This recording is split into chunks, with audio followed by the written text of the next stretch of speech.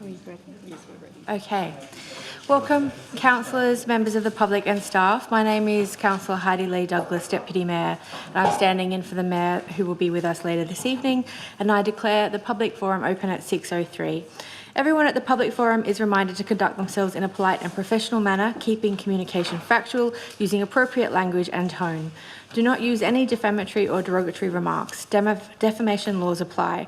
I also ask councillors to observe the requirements under the Code of Meeting Practice and Meeting Etiquette. All present are reminded that the YouTube video recording is an official record of council and will be accessible via YouTube in accordance with the Code of Meeting Practice. No other recordings are permitted, and all present should ensure that there are no video recordings, audio recordings or photographs taken. In case of emergency, please follow the instructions of the council staff, exit via the Town Hall foyer and proceed to the evacuation point. I would like to acknowledge the Bidjigal clan, the traditional owners of the land on which we meet and work, and acknowledge the Gadigal people of the Eora Nation. I pay my respects to elders past, present and emerging. Do any councillors wish to make a disclosure of interest for the public forum? No?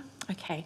So members of the public who have applied to speak at the public forum are now invited to address the Mayor and councillors, or Deputy Mayor and councillors. Speakers are reminded that if a matter has been raised by a previous speaker, there is no need to raise the matter during your address. Please only speak on additional matters.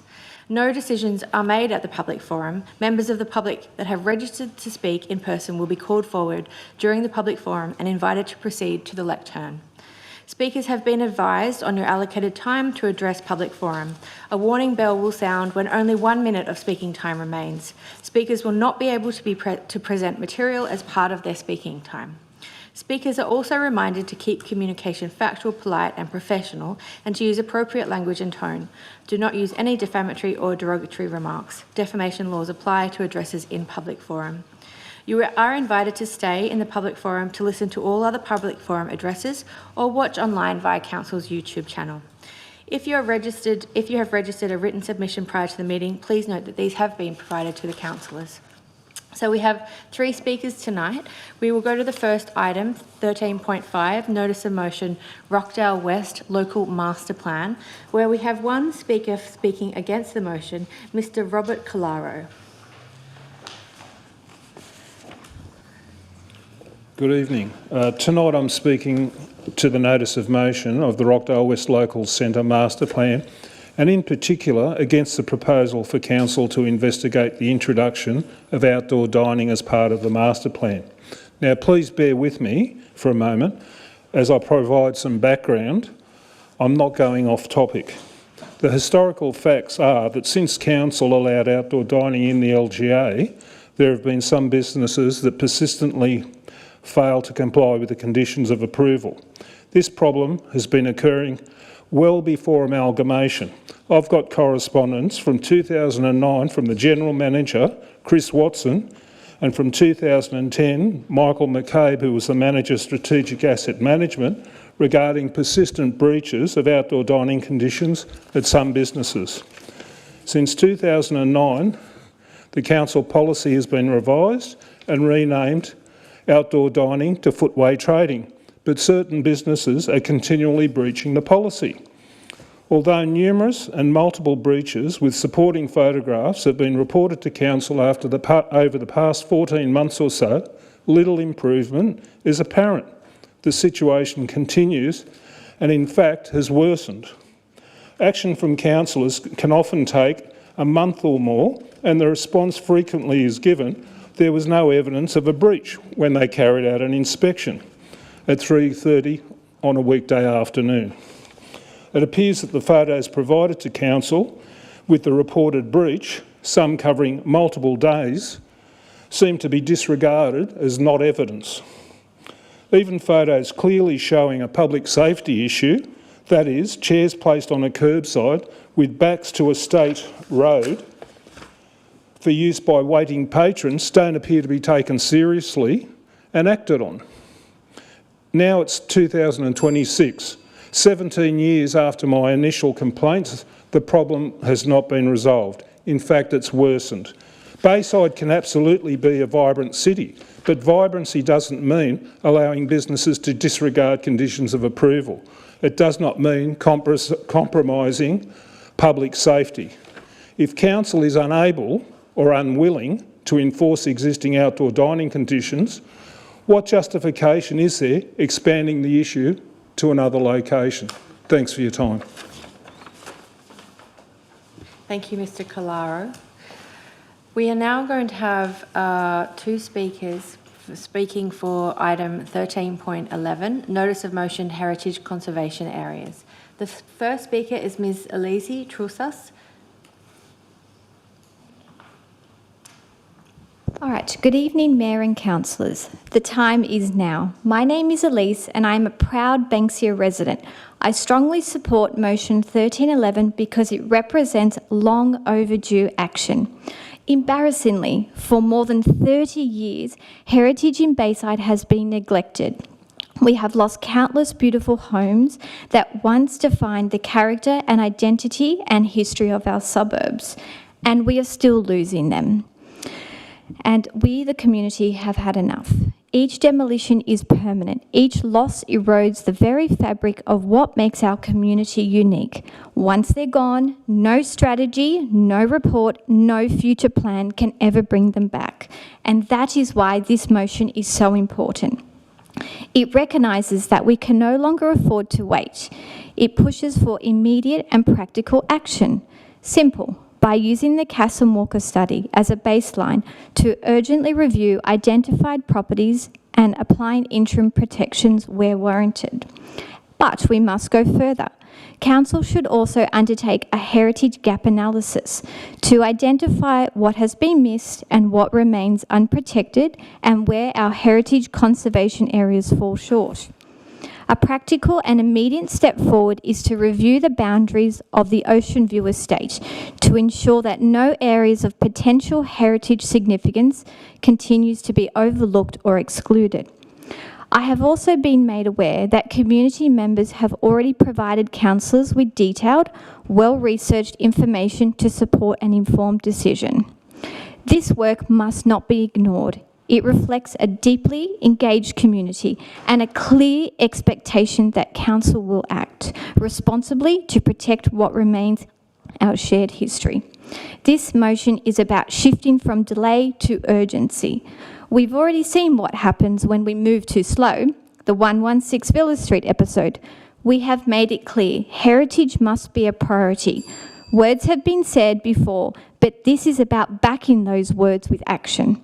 We cannot undo 30 years of what happened, but we can stop repeating it. I urge all councillors to support this motion. There is no better time than the present. The time is now. Thank you. Thank you, Ms. Trussos. Could we now have Mr. James Smith? Hello. I'm speaking tonight because over the last few months, I've witnessed a number of historically significant homes being demolished.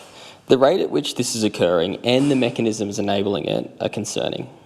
I live near Kinsale Grove in a 100-year-old Federation home. Streets like mine are cohesive and have a historic character defined by thoughtful design, consistent streetscapes and a strong sense of history. This character is precisely why I and many others choose to live in that area. That heritage identity, however, is steadily disappearing. We're seeing the construction of large, concrete dwellings that are disproportionate in scale and inconsistent with their surroundings. I know everyone in this room can picture what I'm describing. These homes do not integrate with the streetscape, instead they dominate it. What is particularly alarming is that homes of apparent historical significance can be demolished under the CDC process without council scrutiny or community consultation. The demolition of what was formerly Dr. Joan Ash's home is a clear example of this. That site had ample capacity for an additional dwelling while retaining the original home, yet the opportunity to preserve that house was lost. Villiers Street is another example. I was shocked that a home of that nature could be purchased with the assumption that demolition would be acceptable. Councils must use the mechanisms available to them to ensure that the default position is that historically significant properties cannot be demolished without proper oversight. Decisions of this magnitude should not rest with private certifiers paid by developers. To me, this represents a clear conflict of interest. They should require careful and transparent review by council. I want to be clear, I'm not opposed to development. I support proportionate changes such as second dwellings, second stories, renovations, extensions, whatever it may be. However, these changes must complement and respect the existing streetscape. I support the proposal to include heritage assessment notations on planning certificates as an interim measure, but most importantly, I think that councils need to move forward with the plan to establish more heritage conservation areas. Over a year ago, I received a letter indicating that my home would be included in a HCA, yet no further action was taken, and I still don't really know why. Without meaningful action, the character and heritage of this area will be permanently lost, and I urge council to act now. Thank you. Thank you, Mr. Smith. So there being no further public forums, I declare the public forum session this evening closed at 6:14 p.m. The council meeting will commence at 7 p.m.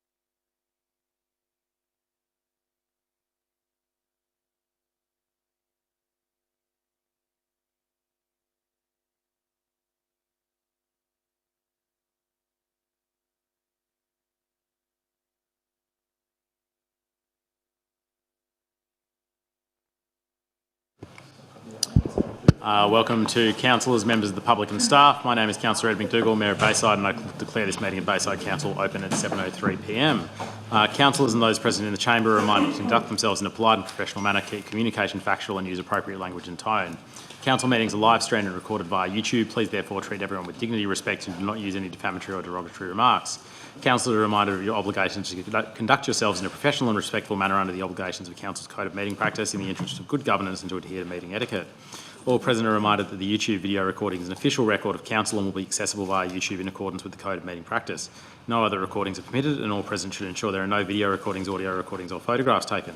In case of emergency, please follow the instructions of the Council staff, exit via the Town Hall foyer and proceed to the evacuation point. I'd like to begin by acknowledging the Bidjigal clan, the traditional owners of the land on which we meet and work, and also acknowledge the Gadigal people of the Eora Nation. I pay my respects to their elders past, present and emerging. I now invite Father Jacob Barakat from St Mary McKillop Parish, Rockdale City, to open our meeting in prayer. Thank you, Father Barakat.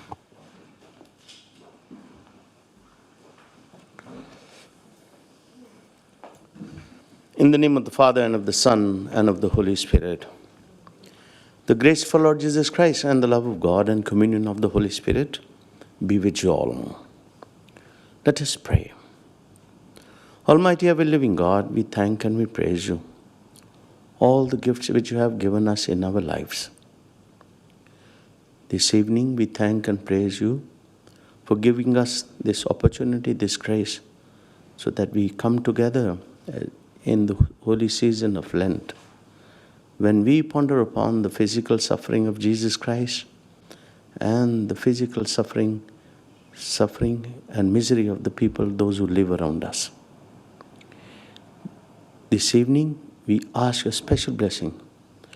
Bless each one of us with your wisdom, with your knowledge, with your understanding, so that we all can contribute in the building up of our community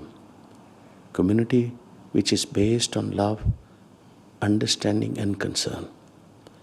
Once again, we ask you to bless us all, bless us with your grace, bless us with your Holy Spirit. We ask this through Christ our Lord. Amen. In the name of the Father, and of the Son, and of the Holy Spirit. Amen. Thank you, Father Barakat. I've received no condolences this evening. Does anyone have any councillor have any condolences to put forward? No, thank you, councillors.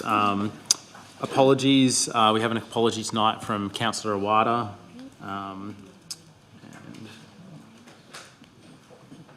I believe Councillor Sarabanovsky is joining us very shortly. Do I have a mover and a seconder? Accept the apologies. Move Councillor Kasim, second Councillor Brederhoft. All in favour, all those against. Declare that carried. Disclosures of interest. Does any councillor wish to make any disclosure of interest? Councillor Curry, Councillor Morrissey, no. Councillor Bezic, no. Councillor Boudelet, no. Councillor Strong, Councillor Kasim. As disclosed in the committee meeting. I think you've still got to highlight it. Yeah. Which one is that? Oh, there it is. 12.2. There we go. It's on the screen for the record. Councillor Brederhoft.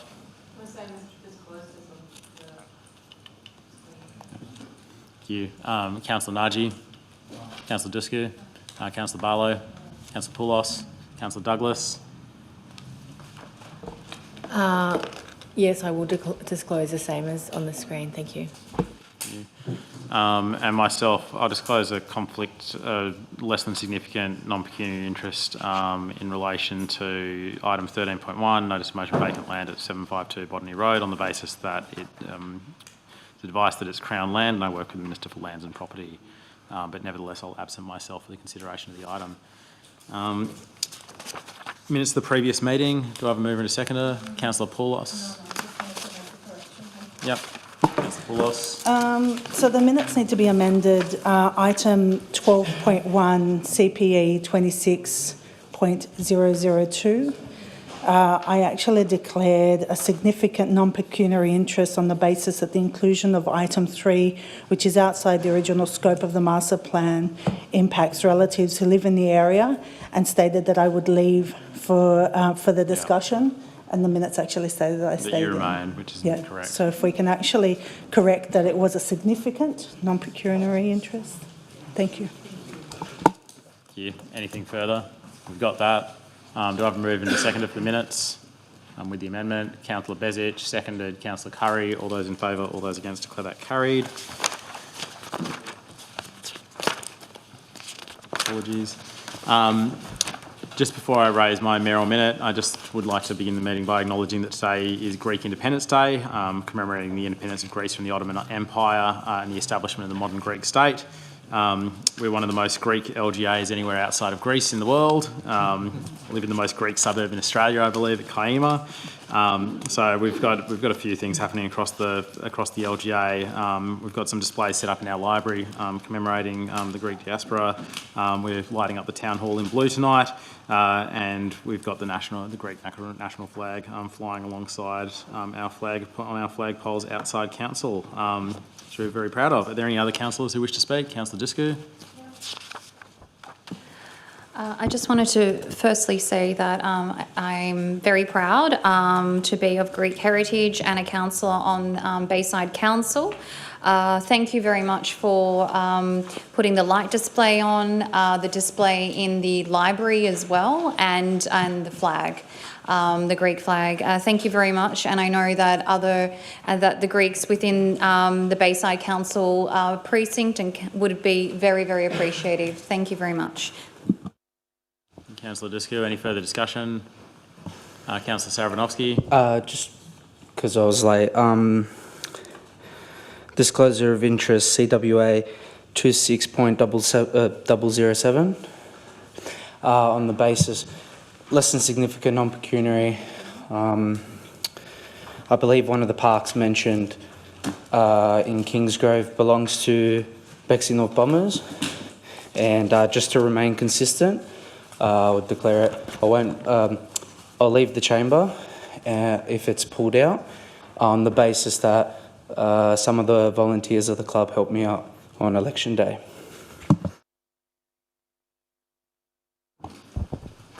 Any further discussion? No, thank you, councillors. Moving to the mayoral minute, I'll just be very brief and hopefully take this as read if there's no strong views either way. I think this is the establishment of a special entertainment precinct in Bayside. I think would be really valuable to our community. I think Brighton Les Sands is an ideal location for this, encouraging family-friendly late-night activity around Brighton Les Sands, and particularly making it easier for things like live music and for sort of bringing a bit more life into the precinct in a wholesome way. I think there are some interesting statistics in there. This is the real hub of the nighttime economy in Bayside. So I'd ask all of you as my colleagues to support this motion, and happy to discuss further. Is there any further discussion, councillors? Councillor Douglas. I'd just like to say that I support this very much, Mayor. I think replacing some of the antisocial elements with positive social elements like live music and convivial opportunities is a great idea. Thank you, Councillor Douglas. Anything further? All those in favour, all those against, declare that carried. We'll now proceed to deal with the remainder of the business paper by exception. The items where a division is required for planning matters, the notice of motion, and items where councillors have a pecuniary and or significant interest or wish to speak on a matter will be dealt with individually. We'll run through councillors if you would like to pull anything out. Councillor Curry? Councillor Morrissey? No. Councillor Bezic? No. Councillor Boudeleau? No. Councillor Strong? Councillor Kassim? Yes, CWA 26007 and 12.6. 6.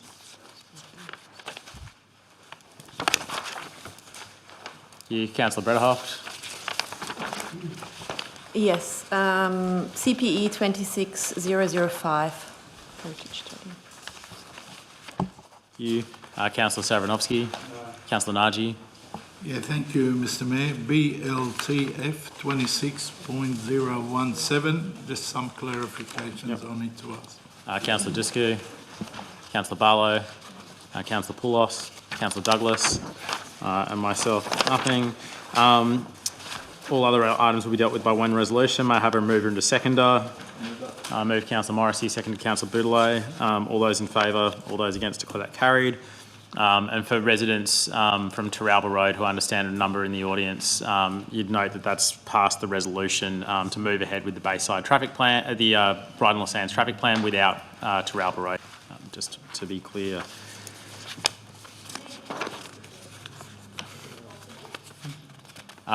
Just very briefly. Sure. We noticed that the recommendations coming out of the meeting where we were all present Yeah. included consultation for the entire thing by a letterbox drop. That's not captured in the motion or in the minutes. And that is in the recording. Probably fair enough.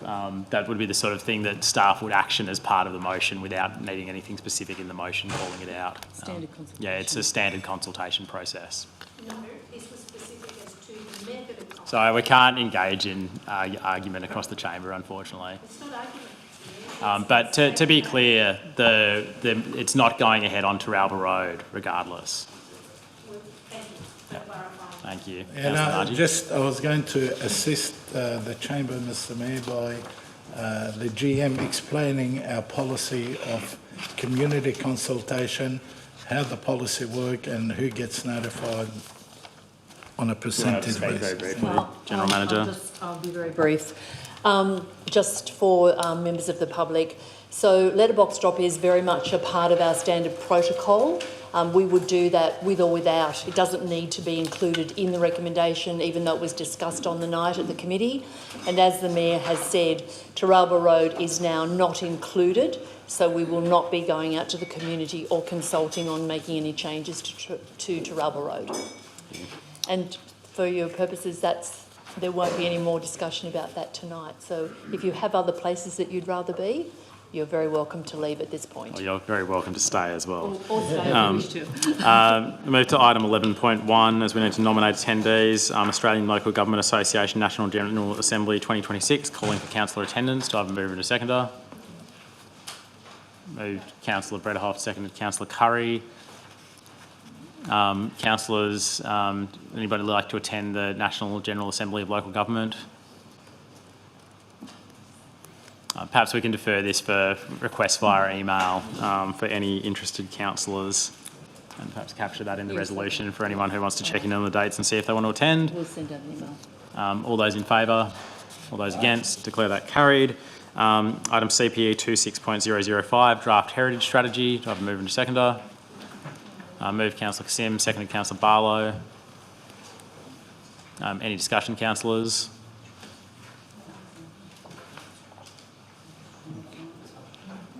I think Councillor Barlow, you had a change you wanted to make. Is that correct? Look, just I'm so pleased to see that it is here at the moment, and there is a lot of detail, but I'm glad that hopefully the notice of motion will move it forward when that comes up, because there's a lot of work and it's been a long time coming. I mean, 30 years, or 1994 I think it was when it first started, 91. So I'm just hoping that everyone will support it and we can move forward. Thank you, Councillor Barlow. Sorry, Councillor Brederhoft. Yeah, I was just be a bit of a preempting some backlash and whether we could ensure that previously I put a motion up that raised education on heritage and what heritage conservation areas are as compared to what heritage listings are, whether we could ensure that the website is updated with that information before we go to consultation in order to preempt, really inform the public and communicate properly what it is we're asking for, because in the moment I think the strategy lists all these things that could be quite upsetting for some people and threatening. Can we add that to the motion as a fourth point to ensure that we have the education, online, the education page online that was asked for in the last meeting? Councillors Kassim and Barlow, with that? Yeah, that's fine. Yep. Any further discussion, councillors? Can I just I've just read Councillor something. Barlow. That the legal advice be obtained, it just needs to, I'd change the wording in the notice of motion as well. As soon as practical, I can't remember what I wrote. But the legal advice be obtained regarding the inclusion of further heritage information being provided. It's just that I don't think it's a legal advice. It's confirmation from. I can't remember what I wrote. Sorry. Through the chair, we did seek some advice and we will confirm that before we go forward with this. So we'll do that as soon as possible as a priority. Okay, all right. Councillor Barlow, any further discussion? Right. All those in favour, all those against, declare that carried. I'm sorry this item's out of order, but is a planning matter. So CPE 26.004, Draft Bayside Local Infrastructure Contributions Plan 2026. We have a recommendation from the committee. Do I have a mover and a seconder? Move Councillor Kassim, seconded Councillor Strong. Any discussions, councillors? This is to defer it for further legal advice. All those in favour, this item is by way of division. Councillor Curry. Councillor Morrissey, Councillor Bezic, Councillor Boudelay, Councillor Strong, Councillor Kassim, Councillor Brederhoft, Councillor Savranovsky, Councillor Naji, Councillor Dusku, Councillor Barlow, Councillor Poulos, Councillor Douglas, and myself for declare it carried unanimously. Item CP 26.007, post-exhibition report, planning proposal signage in zone SP2 infrastructure. Do I have a mover and a seconder? I move Councillor Morrissey, seconded Councillor Brederhoft. Any discussion, councillors? Again, a planning matter. Again, by way of division, Councillor Curry.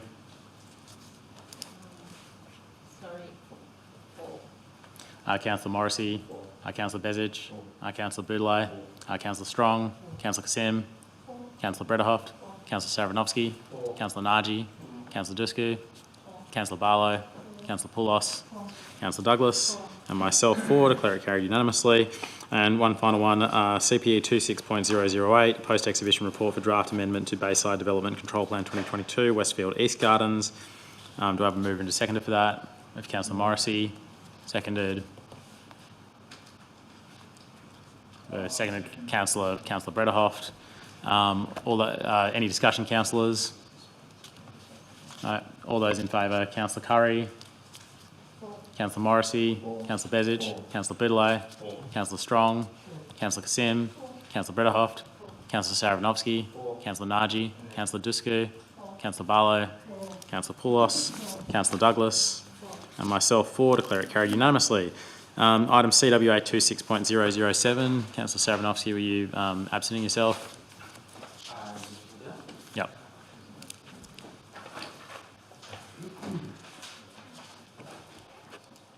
Councillors, do I have a mover and a seconder? Councillor Kassim, seconded Councillor Douglas. Councillor Kassim. Yes, thank you very much, Mr Mayor. So there was some significant conversation about this on the night, and it does follow up some research which has been done by council already, in particular research about the costs of fields and also about the environmental impact, and there is more research to come. So for this reason, I would like to change the recommendation, and I have sent governance a copy of that.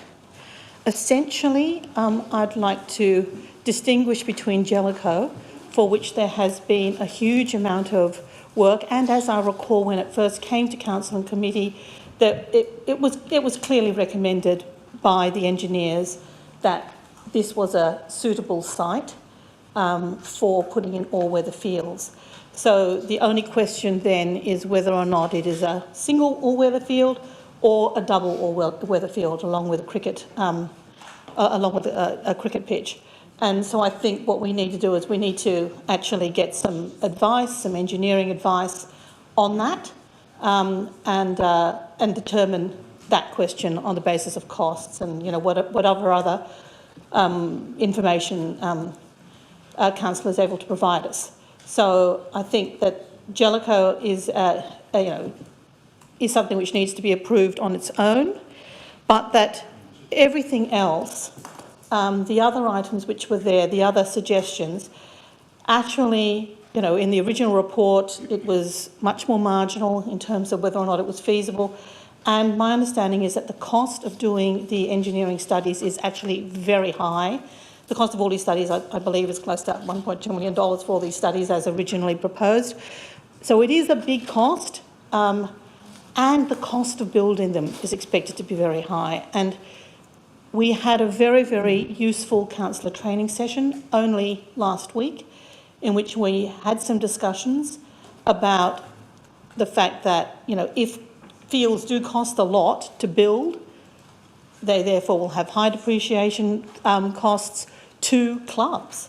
So I think that there does need to be conversations with clubs about the impact, really, which they may not be aware of. Certainly Mascot Kings has not approached me at all about this, but, there needs to be conversations where they are fully aware of the implications of these fields, and just in terms of their ongoing costs. And that is quite apart from the environmental issues. So again, we have a briefing session, an actual training session coming up on this. It's scheduled for April. So I think it would be wise for us to wait for us having that training session and deferring any decisions on that till after those things. Finally, I think we need to recognise that there is definitely a need for more sporting facilities in Bayside. Soccer in particular is very popular as a sport, as are others. There are all sorts of growing sports which we want to try to cater for. And so it is necessary to look into what capacity there is at Riverine Park to fulfil that need, and that is the final suggestion there. Thank you. Thank you, Councillor Kasim. Further discussion? Councillor Boudeleau. Yeah, obviously strongly oppose this and quite disappointed you're putting this forward, to be honest. There's obviously a lot of, even Siri disagrees, but I think there's a lot of need in the specific areas. I feel like we're being ambushed here. This is something we probably could have spoken about beforehand, and I thought we had that open dialogue where we could talk about these things, but there's obviously a lot of desire for Mascot Kings. There's over 500, and Kingsgrove as well, there's more than 500 players there. So to do this on the cusp of this going through is just unbelievable, So obviously I strongly oppose this, and I hope everyone does as well. Thank you. Councillor Douglas. I did actually reach out to you about my concerns about this in the lead up. Not with this amendment, to the meeting. This is Councillor Kasim's amendments, but respectfully, I know from my perspective, I have tried to have a dialogue with multiple councillors around this. So the notion that you've been ambushed is a little bit rich, considering that you did actually support natural turf as an option for mascot upgrade. Sorry, can we debate through the chair, please? This is a matter of protocol. So I'm just trying to get Councillor Boudeleau's attention, given that I have, from myself as one councillor that doesn't belong to a large party, tried to talk to as many councillors as I could about this, and so I do object to the notion that there's anyone's ambushing anybody. I think we are actually all trying to work together as a council. We did have a training session. We had an opportunity to talk about a lot of these issues at the training session. Councillor Boudeleau wasn't there, so there is a lot of shared knowledge amongst the councillors. So I'm just speaking in defence actually of Councillor Kassim, because I don't think anybody's trying to ambush anybody here. Hang on, I was next. Yeah, I think Councillor Strong was next. Yeah. I'd like to support the amendment because it takes a responsible evidence-based approach to a complex issue. We are being asked to move forward on a significant synthetic field proposals without having the full picture around life cycle cost utilisation and environmental and health impacts. There's a growing concern in the LGA, including recent reports about microplastic pollution in waterways like the Cooks River and Botany Bay, and synthetic turf is a big part of that conversation.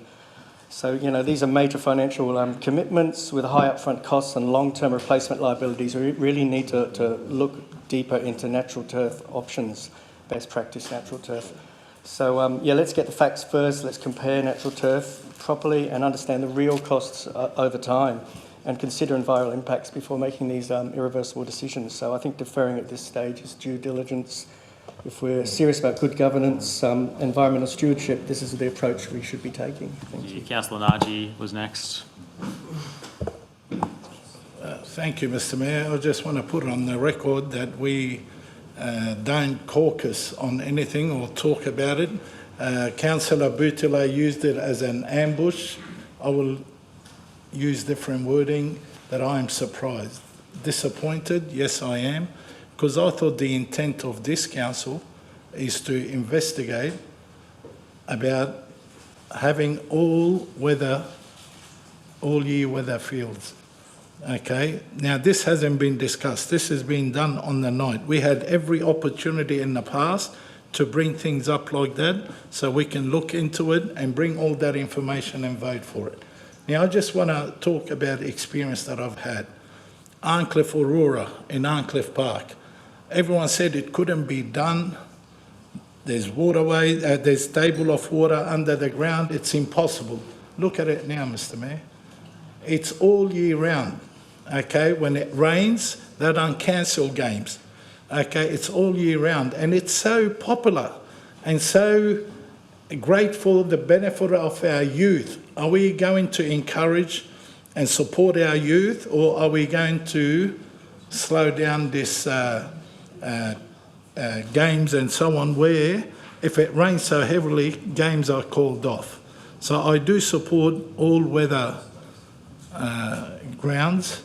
Okay, we've had turfs in Arncliffe Park, and I'll just use Arncliffe Park. I could go to Ador, I can go to Gardner Park, and the same people, same councillors, only the minority object to it. And I respect that. This is democracy in our country, and they have the right to object.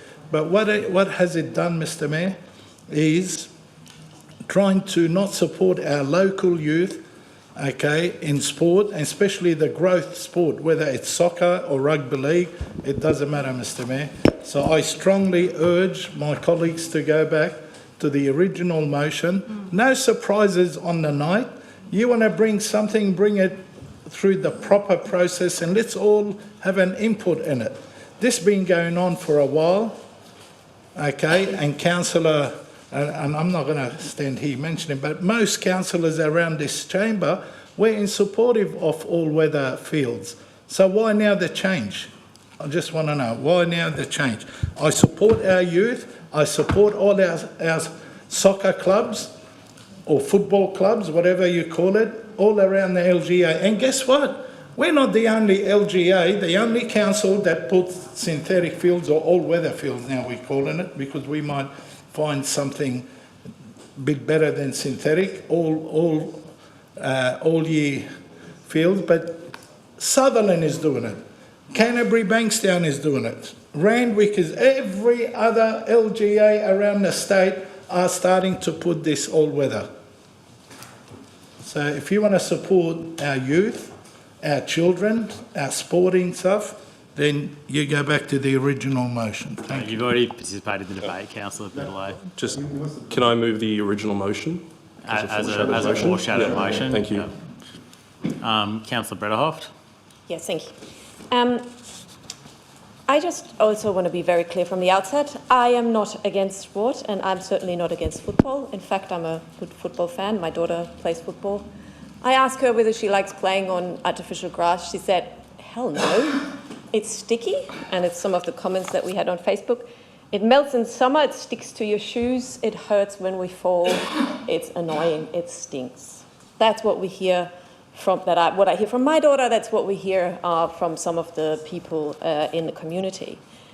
So the question for me is not whether I support sport or not. We're all here to support sport. We're certainly all here to support youth. But there's emerging evidence about the environmental and health risk associated with artificial turf. And that's what we are deciding on. This includes exposure to microplastics and chemicals such as PFAS, which have been linked to cancer risks, as well as hormonal and reproductive health impacts affecting both women and men. These are not fringe concerns, they're serious, and they're increasingly being examined in higher levels of government.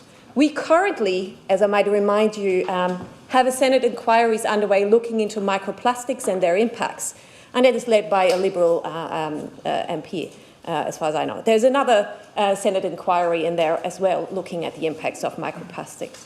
So this alone should give us really a pause and think about, once these synthetic fields are installed, they're effectively locked in for years, and they have long-term consequences that we don't even know about. So as a council, we have a responsibility to our residents that goes beyond simply, just increasing playing. We have a responsibility to really consider long-term health, environmental impact, and the legacy we leave behind. So why can't we go for natural fields only, maintain them properly, and ensure that we have the best that we can in a natural way, and we don't contribute to these health and environmental hazards? Councillor Dusko. So Bayside Council already has 7 synthetic fields. So when I was speaking to the Kingsgrove Avenue Reserve football team, they were asking me, why are we better off? We played less games than the other 7 other fields. The actual impact on the children and the fact that they can't actually play and they have to forfeit is actually detrimental to that sporting club as a whole. And eventually they'll have less people joining that sporting club. So I believe that there has been a precedent. There is 7 already.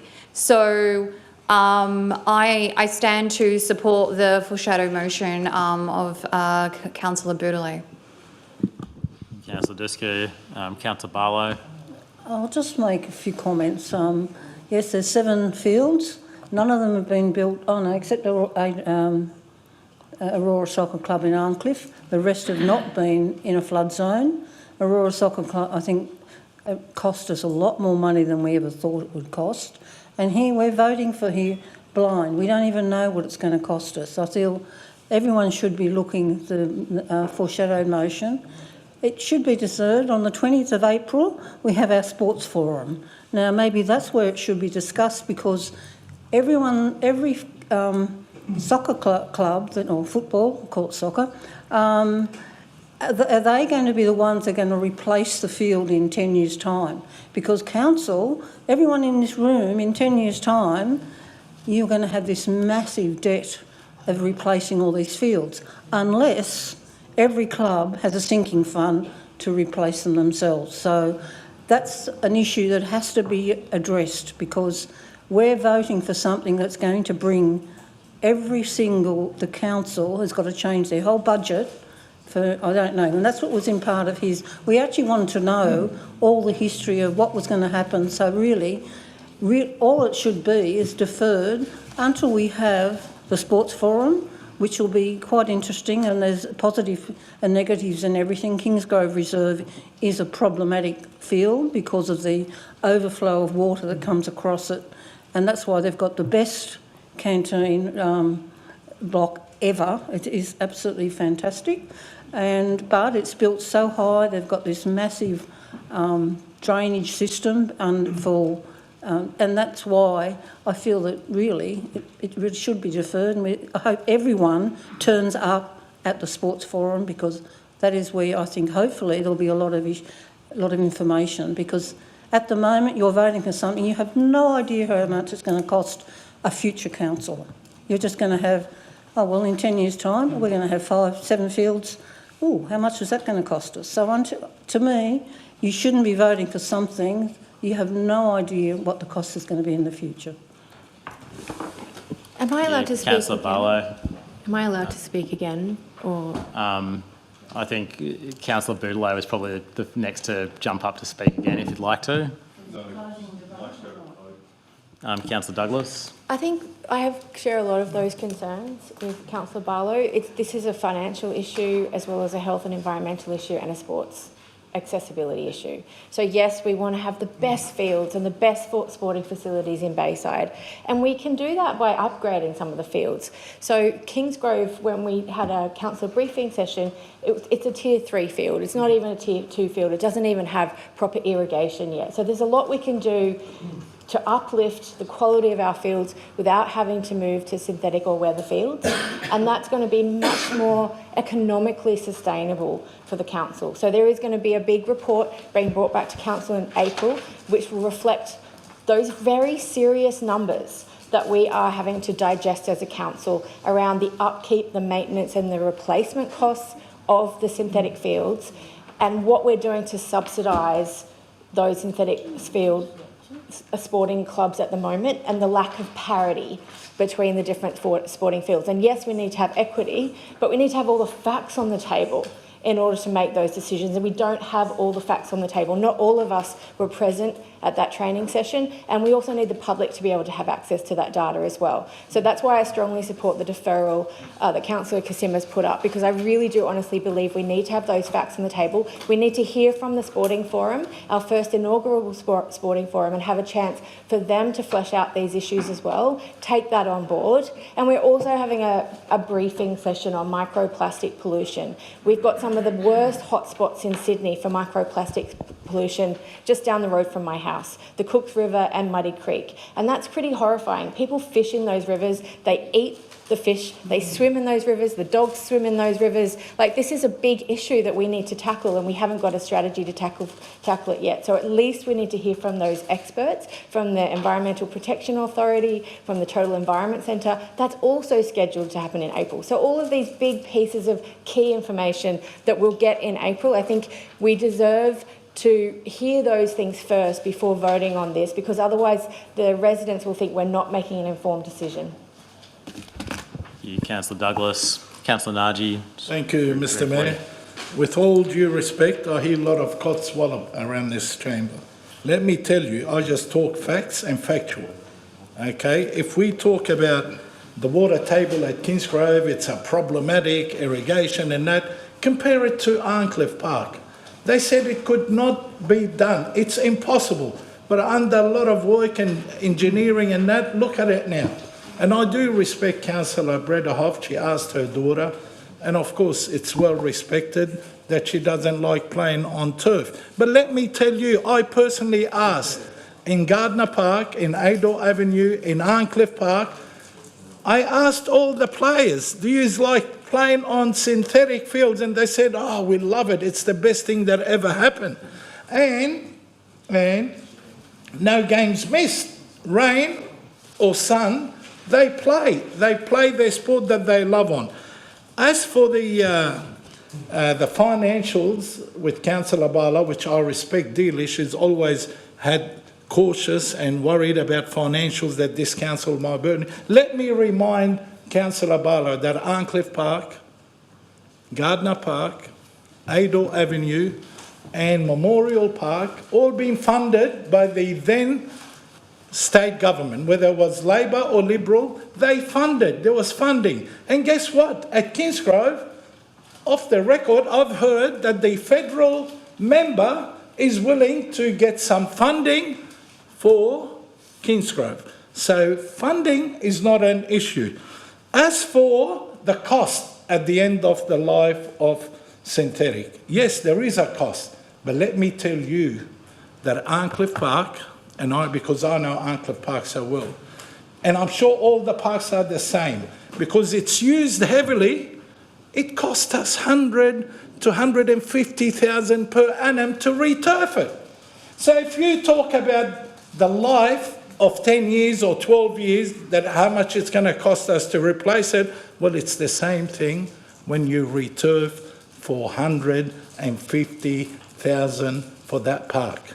So all these reasons I still don't agree with. We've had every opportunity. The councillors around this chamber, the ones that were in the past term, the previous term and the previous term before that and the previous term before that and this term, we've had the process. We've had the process to discuss everything. And guess what? Tonight, I thought the committee is so important, going to the committee, discussing things, and the committee comes with a report, a recommendation. On the night, you want to turn it all upside down. That's not fair, Mr. Mayor.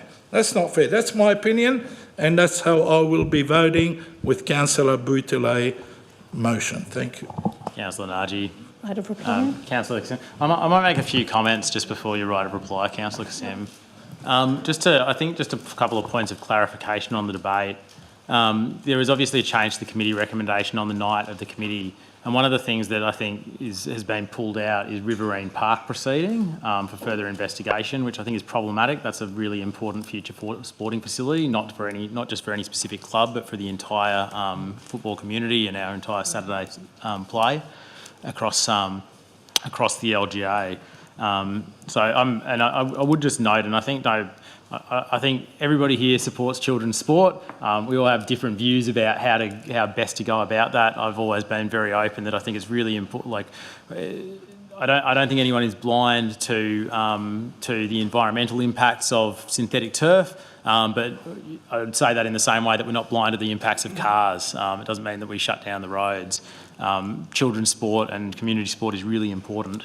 And I would just note that, in good faith, the motion being put forward by Councillors Kassim and Douglas, I think is just to defer, it's to go ahead with one field and defer the rest for a month for further consideration. So I don't think we're talking about anything massively dramatic either way, but respect that councillors will have different views about that. But if that motion is not successful, then I'd really encourage, and I'd encourage an amendment to Councillor Boutille's motion to have the original recommendation around Riverine Park added back to the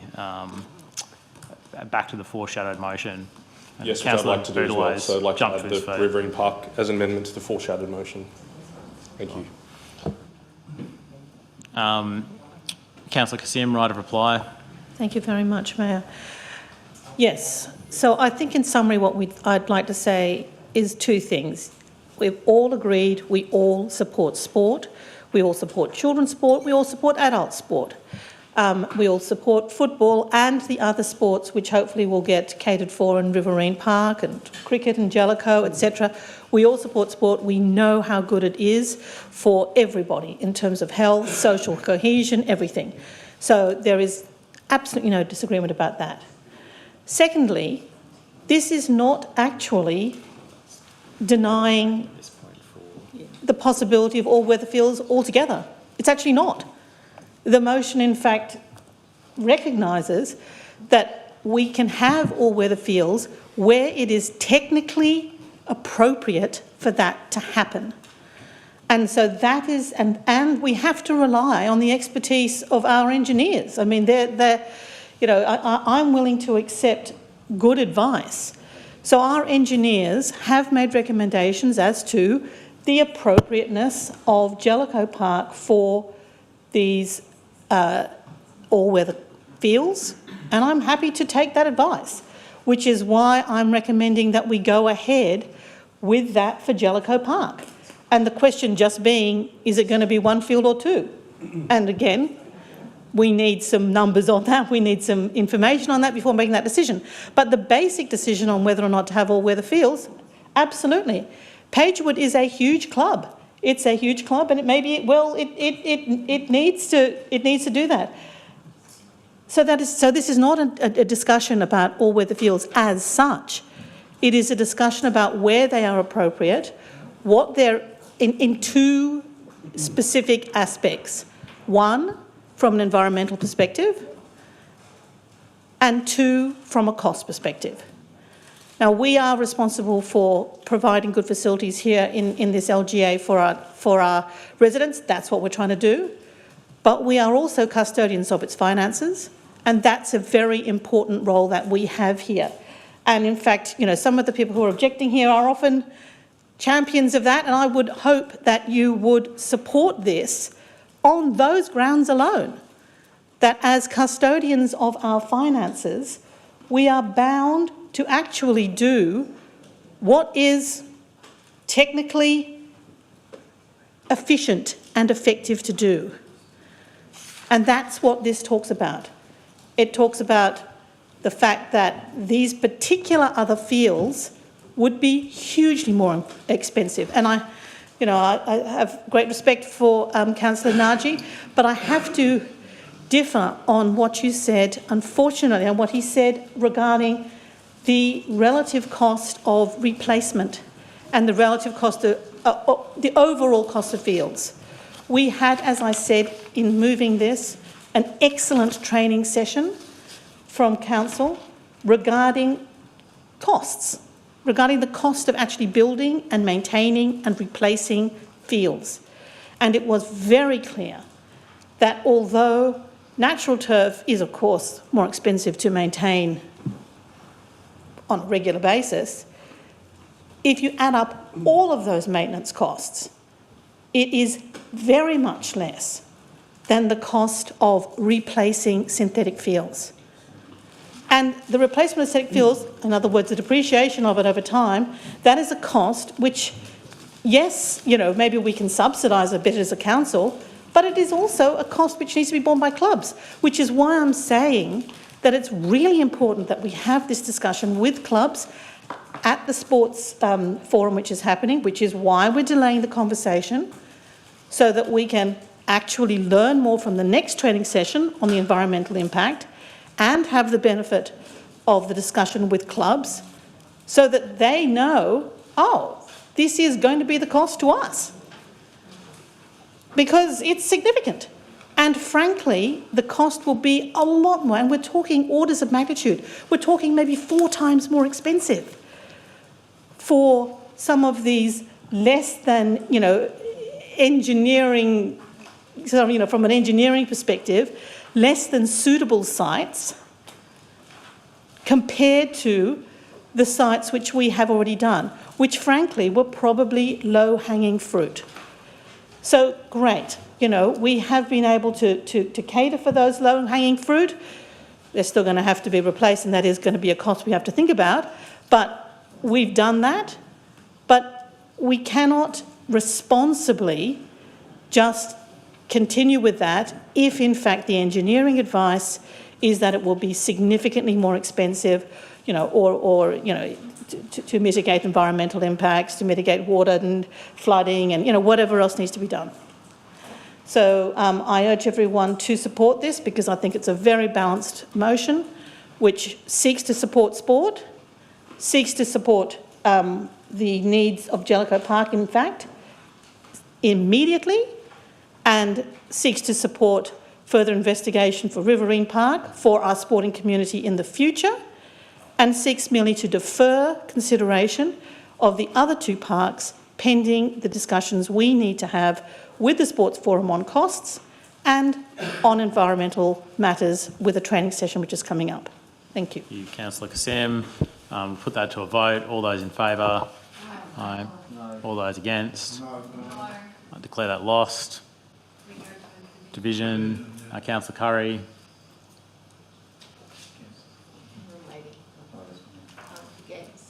Councillor Morrissey. Councillor Bezic. Councillor Bigelow. Councillor Strong. Councillor Kassim. Councillor Brederhoft. Councillor Naji. Councillor Dusku. Councillor Barlow. Councillor Poulos. I think you're for, Councillor Barlow.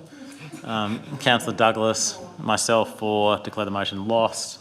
The foreshadowed motion. Any further discussion, councillors?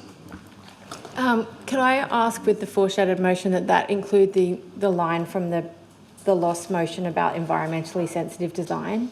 Because that is an area where we are instigating with grant from the government 3 new wetlands. It's a very important wetland area, so any development of future sporting facilities really does need to be environmentally sympathetic.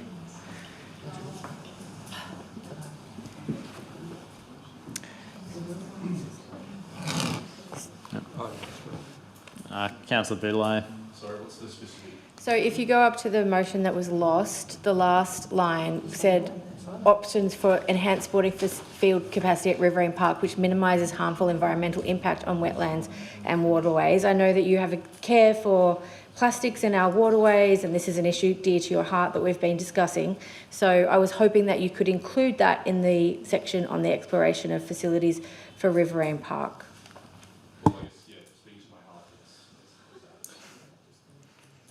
Yes. All right.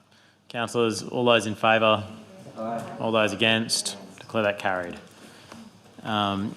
Item C, BLTF 26.017, response to notice of motion, safety improvements in Knight Street, Arncliffe. Sorry, and we're getting Councillor Sabranovsky back. Move Councillor Nagy, seconded.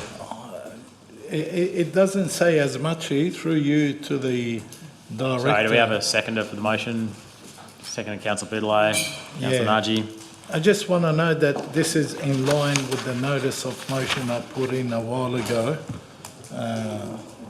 So if I could get some clarification from the director. Mr. Barber. Through you, Mr. Mayor. So what's proposed here, or what the local traffic transport forum approved, is to reinstate the line marking that's faded there.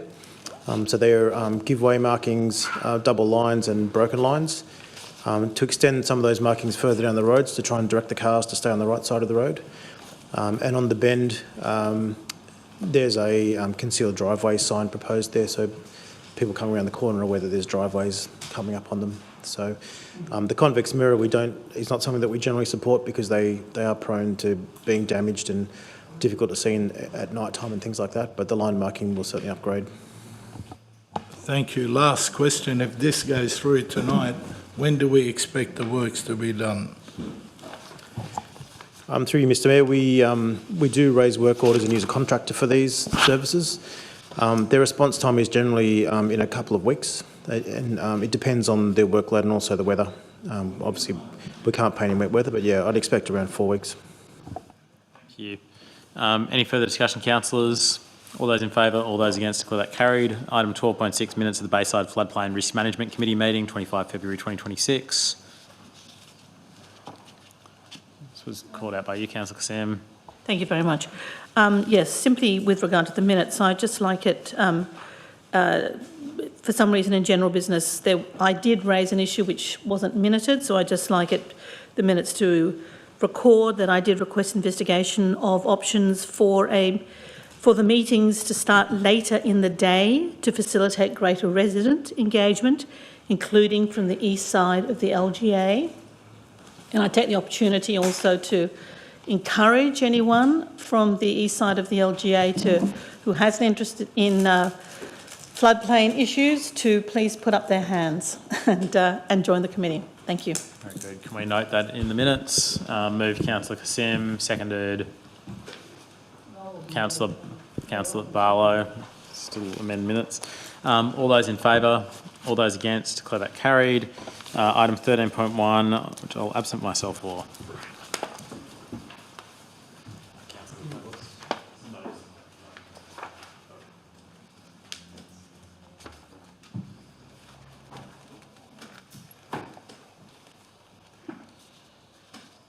So we're going to notice of motion 13.1, vacant land at 752 Botany Road, maintenance and future use. Do we have a mover and a seconder?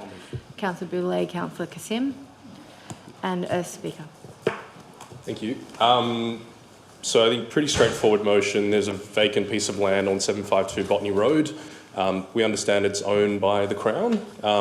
If you look at the photos that I forwarded on a couple of days ago, it's basically vacant, abandoned, lots of weeds and shrubbery, and I think it's been used for illegal dumping at times. And so I think there's an opportunity here to write to the state government, ask them to first maintain the area because it's quite unseemly, and to look at what they're doing with that vacant land, where potentially it might fit into kind of any future mascot planning instruments as well, potentially.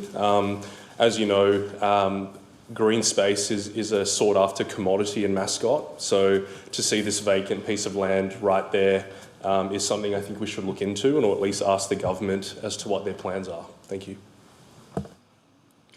Any further debate, councillors? Put that to a vote. All those in favour? Against? Declare that carried. We can bring the Mayor back.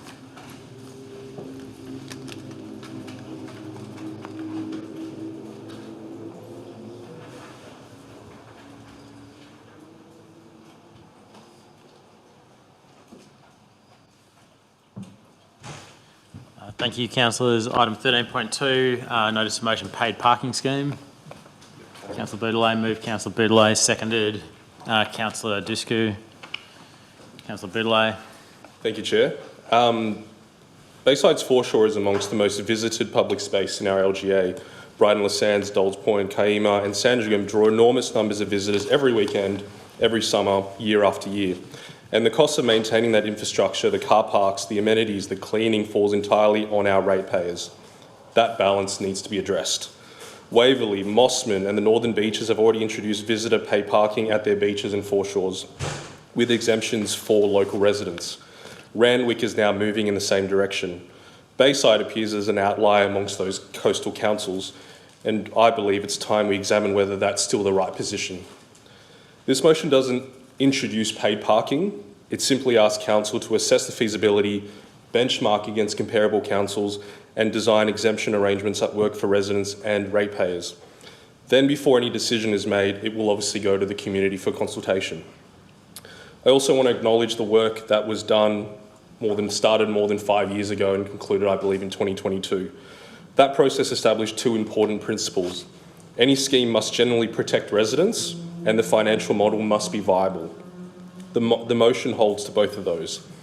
Beyond maintenance and revenue, there is a real opportunity to direct funding towards environmental health of our foreshore, including dune restoration, native planting, stormwater and litter traps, pathway upgrades and habitat corridors. These are investments the community has consistently called for. Visitors benefit from our foreshore. It is reasonable to ask them to contribute. So I would obviously ask for your support on this motion tonight. Thank you. Further discussion, councillors? Councillor Douglas. I support this motion, even though I actually personally love being able to go to the beach for free, and I think that's a really important part of making our beaches accessible. There has been a lot of interest from community over the last 5 years that I've been elected at the exploration of paid parking in the area, and I think we need to honour them to follow up on that request and see if it is financially viable or not. This was something that was considered just after I first got elected, and council put it aside, and I think that there has just been so many calls for this to be reconsidered, so that's why I'm supporting this today. Councillor Bezic. I just had a question of the General Manager. You were suggesting that we should, with 3 and 4, that we can't really proceed with those until we've done the first two, in your comments. Can I just, before the General Manager responds, I'd say I'm very supportive of not going out to community consultation until we've actually done that work. I mean, the last time we did this work, I found that if we were to introduce a paid parking scheme along the foreshore, it would come at a cost to ratepayers, and I think we shouldn't offer something that, without being really transparent, that this would come at a net cost to our ratepayers. But that work needs to be redone. But sorry, General Manager, if you want to respond to Councillor Bezic. I think that is the response, that there would need to be quite a substantial piece of research before we go to consultation. I will also note, councillors, that you will need to vote a budget for this. This is a substantial piece of highly expert work. Last time we did this, I can go back and have a look at the number of months that it took to do the work, and there are consultancies that specialise in this. This is not something that staff will be able to do internally. So we'll come back to you with a cost estimate on undertaking part 1 and 2. Sorry, can I move an amendment? Amend the motion. Amend the current motion. If we could just prepare a report to update the current report, if that's obviously less work for what's already being done. And I think based on the General Manager's comments, it would probably be wise to remove 3 and 4 and do that initial work first, and then potentially look at moving to community consultation if warranted at that point. So I think the request is, rather than commissioning new research, update our existing research and present that back to councillors for consideration, because we did do substantial work around this previously. Councillor Kassim.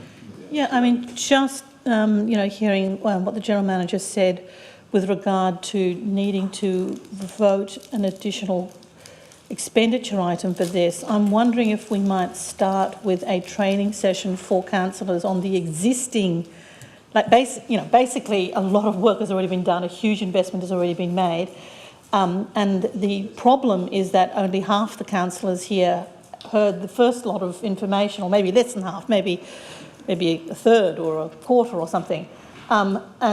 And so I'm just wondering if it would be possible without engaging new consultants, etc.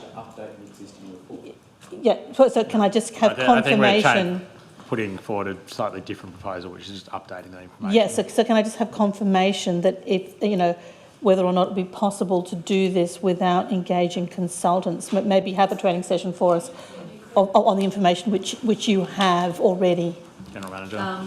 So as the proposal has changed somewhat through that discussion, we can go back and have a look at how much work would be involved in updating it, how current it still is, what's changed in the environment, and bring at least that work back to you as a first stage. So whatever we can do internally, we'll bring back to you first, and if we need some other expertise, you'll be made aware of that before we go out looking for consultancies. Thank you. Any further discussion, councillors? Councillor Barlow.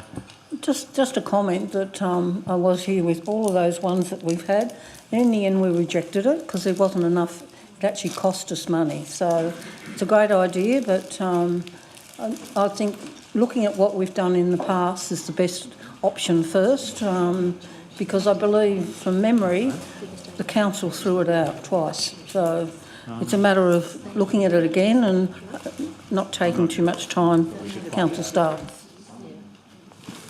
Councillor Jisku.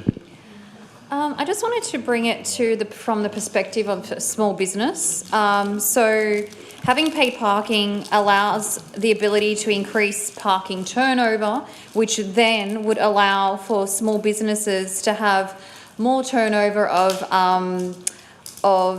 patrons, and thus they would, ensure that their revenue does increase. Now, on the point of it's going to cost us, yes, I understand. However, revenue generated through paid parking can be reinvested locally, and I'm hoping that that's what the report will also delve into, and it can strengthen the precinct and surrounding areas. As funds can be directed towards streetscape improvements, better lighting, pedestrian safety, beach amenities, and cleanliness, which we know is one of the main issues as well. And yeah, that's my point. Thank you, Councillor Dusky. I think the problem when we've looked at this previously is because of the nature of our beaches and their seasonality, it's actually never reaches cost recovery along the Brighton Sands for sure. Can I also just suggest, and it's perhaps a bit cheeky, but there were some comments by the Mayor of Randwick about Bayside residents engaging with them regarding their new introduction of paid parking, and I don't think it would be harmful for perhaps the General Manager to reach out to her counterpart at Randwick Council to discuss what that might actually look like. Happily, happy to do that. I don't know if we need another point for that, but perhaps you, Meredith, if you could formally write to Ray. Councillors, any further discussion? All those in favour, all those against, declare that carried. Item 13.3, notice of motion development of a public toilet strategy. Move Councillor Douglas, seconded Councillor Brederhoff. Councillor Douglas. It's at moments like these that I really miss Councillor Hannah, because what fun he would have with the puns for this motion. But instead I want to start with something simple, and this is a story of a day to the beach at Kaima. A family goes down for a swim, kids are playing, sand is everywhere, but the tap to wash your feet doesn't work anymore. And there's no outdoor shower. A mum is trying to change her child, Snappy, on a public bench in the toilet. There's no change room, there's no privacy, yet it's right next to a playground that council has proudly delivered. And you just stop and think, how does this happen? The real problem is a lack of process. We don't plan properly when we don't think holistically about how people actually use our spaces, and we end up with gaps like this, and then we patch them up after the fact. And here's the truth. One of the number one things people judge a council on is our toilets. It sounds small, but it's not. My mum is what I'd call a toilet aficionado. You ask her about any place that she's visited and she'll remember the toilets. And it completely shapes her view of that place. So the question for us is, what do we want people to think about Bayside? Are we a gateway to Sydney? Do we want to support local businesses, tourism and families spending the day in our parks and at our beaches? Because if we do, then toilets matter. And it's also about equity. Right now, our provision is heavily skewed towards organised sport. And we all know sport is already heavily subsidised by this council. But what about everybody else? How do we teach our kids to use the toilet when so many playgrounds just don't have one? What about older residents like community gardeners who have repeatedly asked for basic amenities and been delayed or just denied? What about people with a disability? We spent 3 years assessing accessibility on our beaches, and we still haven't seen any meaningful change. Disability advocates are frustrated, and rightly so. Let me give you 2 real moments that happened to me. At Borroley Park, I saw a young girl being held up by her parents to go to the toilet in the public behind a tree. Our group had to literally stop what we were doing to give her some dignity. And an older man walking his dog, who's dealing with incontinence issues after battling with cancer, has been asking for facilities at his local park for 2 years. A local dad told me he often goes to change his baby's nappies in the public toilet but can't because there is only a baby change table in the women's bathroom. So I have to ask, if you don't play sport, do you not deserve dignity? Because that's what this comes down to. A park that attracts 100 spectators for an hour of sport a week gets a toilet block, but beloved playgrounds and community hubs that are frequented every day by the local maternity leave mums or valued senior citizens do not.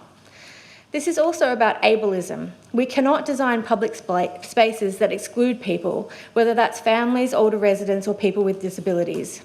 We only have one location marked on the Changing Places map in Bayside, and that's at the airport. And I'll say this plainly, sometimes it feels like the people making these decisions don't actually live here. They're not the ones using these parks, these beaches and these facilities. We are, and our neighbours are. And that's exactly why we are elected and they are not. So I want to invite every councillor here to reflect.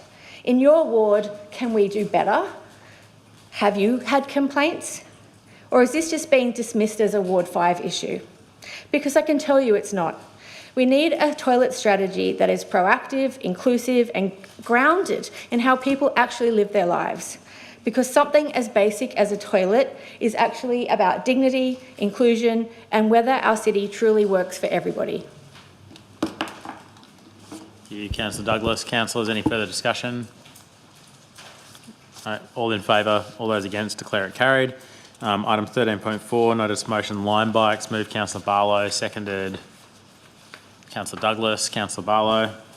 I just brought this forward because I think I was coming here and I saw about 8 line bikes and they seem to be multiplying all the time. I actually did ring the company up and they said, oh, tell us where they are and we'll go and pick them up. And I said, well, I actually can't remember now. There was too many of them. And so I thought we should have a policy, but with the General Manager's comments, I just want to make part two, one that priorises the preparation of the policy, but that the Council makes a submission to the government draft policy and also to advertise it so we can get our residents to put in suggestions because it's actually quite dangerous sometimes. The bikes are so heavy. I had them on the street where they were just parked Warialda Street, and there was about 5 of them on the street. I can't lift them. Carlton Parade, they had about 4 on the corner, so they're all over the place. They seem to multiply. So I thought that a policy be prepared, priorities the preparation of a policy for the management of shared e-bikes, and that Council submit make a submission to the government policy that is out on exhibition till May, is it? May the 6th or something? Yeah, from the 6th of May, and I feel that we need, as a council, to promote this to our residents so they can put in a submission as well to the government, because they are... Is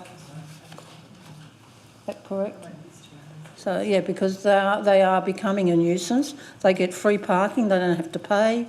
They just dump them where, or well, the people using them dump them wherever they like. So I felt that it was necessary that, and I didn't know about the submission to the government policy. So I just hope that everyone will support it. Councillor Jisku. I think it's a really good submission, motion. Thank you very much for bringing this forward.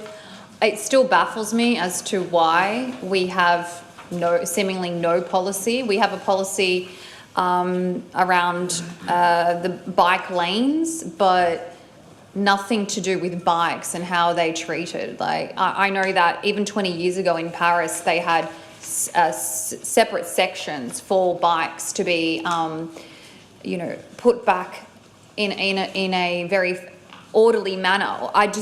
I'm baffled as to why we have not done anything in the state of New South Wales regarding this, and I hope this this report actually brings some significant change.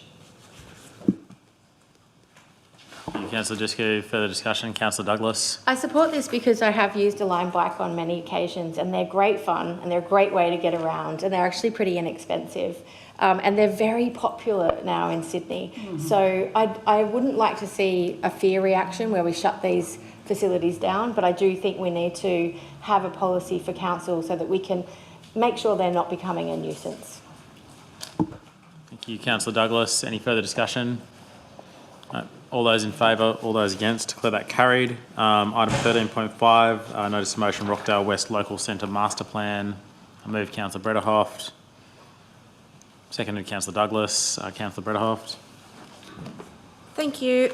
I'm bringing this motion forward, and it builds on a motion that we have received by Councillor Nagy in November 2024. And really it's coming because I've been speaking to business owners there, and they are asking for more simple, practical solution, particularly the angle of the footpath. And that comes always up, and how to create a bit better seating area. But also there's as you read in the comments, there is a large student accommodation being built in the corners, which will mean it will be a lot of influx from young people, so population growth there. And I think I just want the area to be ready for accommodating that. And so I did put in 30 kilometres. There was a bit of a struggle. We've got 30 kilometres per hour. It's my German background. We have 30 kilometres per hour, not 40. So I'm happy to amend this to 30/40 kilometres per hour. And also towards the general manager comments that the second dot point be back before the first to see, because there's been a lot of work been done already in the area, and yeah, it would be just good for council to get a training session on where that is at, or a report back to. Thanks. Councillor Brederhoft, further discussion? Councillor Nagy. Yes, if I could, sorry, Councillor Strong was halfway up. I think Councillor Nagy was first. No, I'm supportive of this motion. We really need to make our public space like this more human. The motion recognises vibrant local centres. They're not just about business activity, they're about creating places where people want to spend time. So the opportunity is here to get the balance right, more trees to shade our streets, safer walking, cycling connections, and generally people-focused design rather than just traffic-dominated spaces. So yeah, let's be ambitious with the master plan about this, urban greening, active transport, and making sure small businesses and community are the heart of it. Done well, this will build a healthier, more livable and sustainable neighbourhood. And we did hear from a resident who spoke at Mr. Kalara before in the public forum, who was concerned about safety issues and safety concerns. So we just got to take that into account and make sure that the street dining and that is safe. But yeah, thank you. Councillor Strong, further discussion? Councillor Nagy. Yes, if I could make an amendment to defer this for a councillor training session. If I can get a second, I'll... Seconded, Councillor Jisku. Okay, thank you, Mr. Mayor and councillors. Before I get into the specifics of this motion, I want to talk about the business of busy work. I had a look at the notice of motion submitted during this term of council. It's nearly 170 of them. And here is the reality. A massive chunk of these are essentially side quests. They demand that our staff drop their primary responsibilities to investigate or report on items that sit entirely outside our adopted high priority operational plans. From fairy lights at Ramsgate Beach to rooftop gardens on industrial sheds, we are burying our team in feasibility studies and needs analysis. Point of order. Councillor Douglas, point of order. I think this is not related to the actual subject that we are debating. Mr Mayor, you're I think if you're perhaps brief, Councillor Narji. Mr Mayor, I think it's speaking if I'm generally let to about finish, motion. you'll know that it's so relevant, Mr Mayor. Okay, thank Point you. of order, I find it offensive that we've already installed lights at Ramsgate, for instance, and they have had great community feedback, and yet this is being called a side quest and a distraction. So I would like those terms to be revoked, please. I think that's a matter for you, Councillor Narji, if you want to withdraw those comments. Mr Mayor, if you let me finish. No, point of order. I would like that. Let me finish. No, You'll I would not understand what I mean. like that. Sorry. Can we stop? We'll sit down for a moment. Community Sorry, Councillor Narji, feedback. can you please take a seat for a moment? Councillor Douglas, can you please sit down? Look, I think Councillor Narji is entitled to put forward an opinion about council business generally as part of this in the lead up to how, his approach to this motion. He's obviously offering a political opinion on some of those motions. I also agree with you about how fantastic the new lights are at Ramsgate Beach Shops, for example. But I would ask Councillor Narji perhaps if you could sum up within a minute and get back to the actual sum of the... I will time you. Thank you, back to the Mr substance of the Mayor. motion. You know me so well. We've been on this council for a long time, and you know that I always relevance to whatever I say. Okay, Mr Mayor, so really, that have never been through a strategy day, and frankly, don't have a cent of budget behind them. I honestly feel for our staff, Mr Mayor. We are turning this chamber into a high-volume reporting, generating factory. We had 3 notice of motions for you for upgrading town centres in the first month after you were elected, and that was not part of any councillor strategy day. So this is completely hypocritical. Councillor Douglas, I think you can make all those comments in substantive debate. Can't believe it. 30 more seconds before we're talking about Rockdale West, Councillor Narji. Mr Mayor, I honestly feel for our staff. This is a genuine concern. As a councillor, I honestly feel for our staff. We are turning this chamber into a high-volume reporting generating factory at the expense of actual delivery. Now, this is my opinion, whether you like it or not. I'm starting to think investigate is the favourite verb of some of my colleagues. Point of order, that minute has been up already. We have to stop asking... So, Councillor Narji, you need to refer to Rockdale West. Thank you. Please start referring to Rockdale West or I will take Councillor but at Douglas's some point of point order. we have to stop asking our exhausted staff. I don't know what's hitting the nerve. Is it about our staff being overloaded or exhausted staff to write essays about work we've already started and actually let them do the work? Which brings me to this motion, Mr Mayor, from Councillors Brederhoft and Douglas. When I first read it, I had a classic case of déjà vu. Déjà vu, yeah, my accent sometimes is okay. But you know the meaning, Councillor, yes, thank you. I actually had to check the business paper to make sure I hadn't accidentally resubmitted my own motion from earlier this term. They say imitation is the sincerest form of flattery. So I want to thank my fellow councillors for being such devoted fans of my work. Welcome to Rockdale West revitalisation bandwagon. Don't worry, there's plenty of room for everyone to jump on. For those who might need a refresher, It was my notice of motion that initiated the feasibility study to revitalise and beautify Rockdale Town Centre, a project we've already locked in the 2025-26 budget. So when I read this new motion asking us to investigate greenery, footpaths and supporting local businesses, I thought brilliant. That finally caught up. But it is genuinely baffling that this motion ignores the mountain of work this council has already completed in 2025. The urban design report is done. The master plan has been through public exhibition. That's the Rockdale Central Master Plan. We don't need to reinvent the wheel.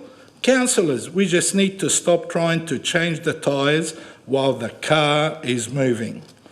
As the General Manager's comment points out, the real hurdles in Rockdale West aren't lack of vision, it's the Sydney Airport flight paths and historical lot sizes. A trendy inner west parklet is a lovely thought, but it's not going to move a flight path. So while I fully support the sentiment, mostly because it was mine to begin with, I agree with the General Manager. Let's action part 2. Let's get the report that lists everything we've already proposed and implemented. Think of it as a greatest hit reel of the heavy lifting this council has already done, while others were busy writing to-do lists for the staff. I commend this motion, Mr Mayor. That's my to defer it for a training session, councillors' training session, and we can go through everything that the council has done, and any councillors, whether new or old term councillors, they come up with ideas, bring it forward, let's talk about it, then bring it back to council. It's simple. We're just asking, in the original motion, is for the council to go back and rewrite and do that everything we have done. There's nothing mentioned in this motion before us that we have not explored, and we've been doing it, and some councillors like Councillor Curry, Councillor Awada is not here, he was heavily involved. We go back to the days of Mr Kerr, Michael, what's his surname again?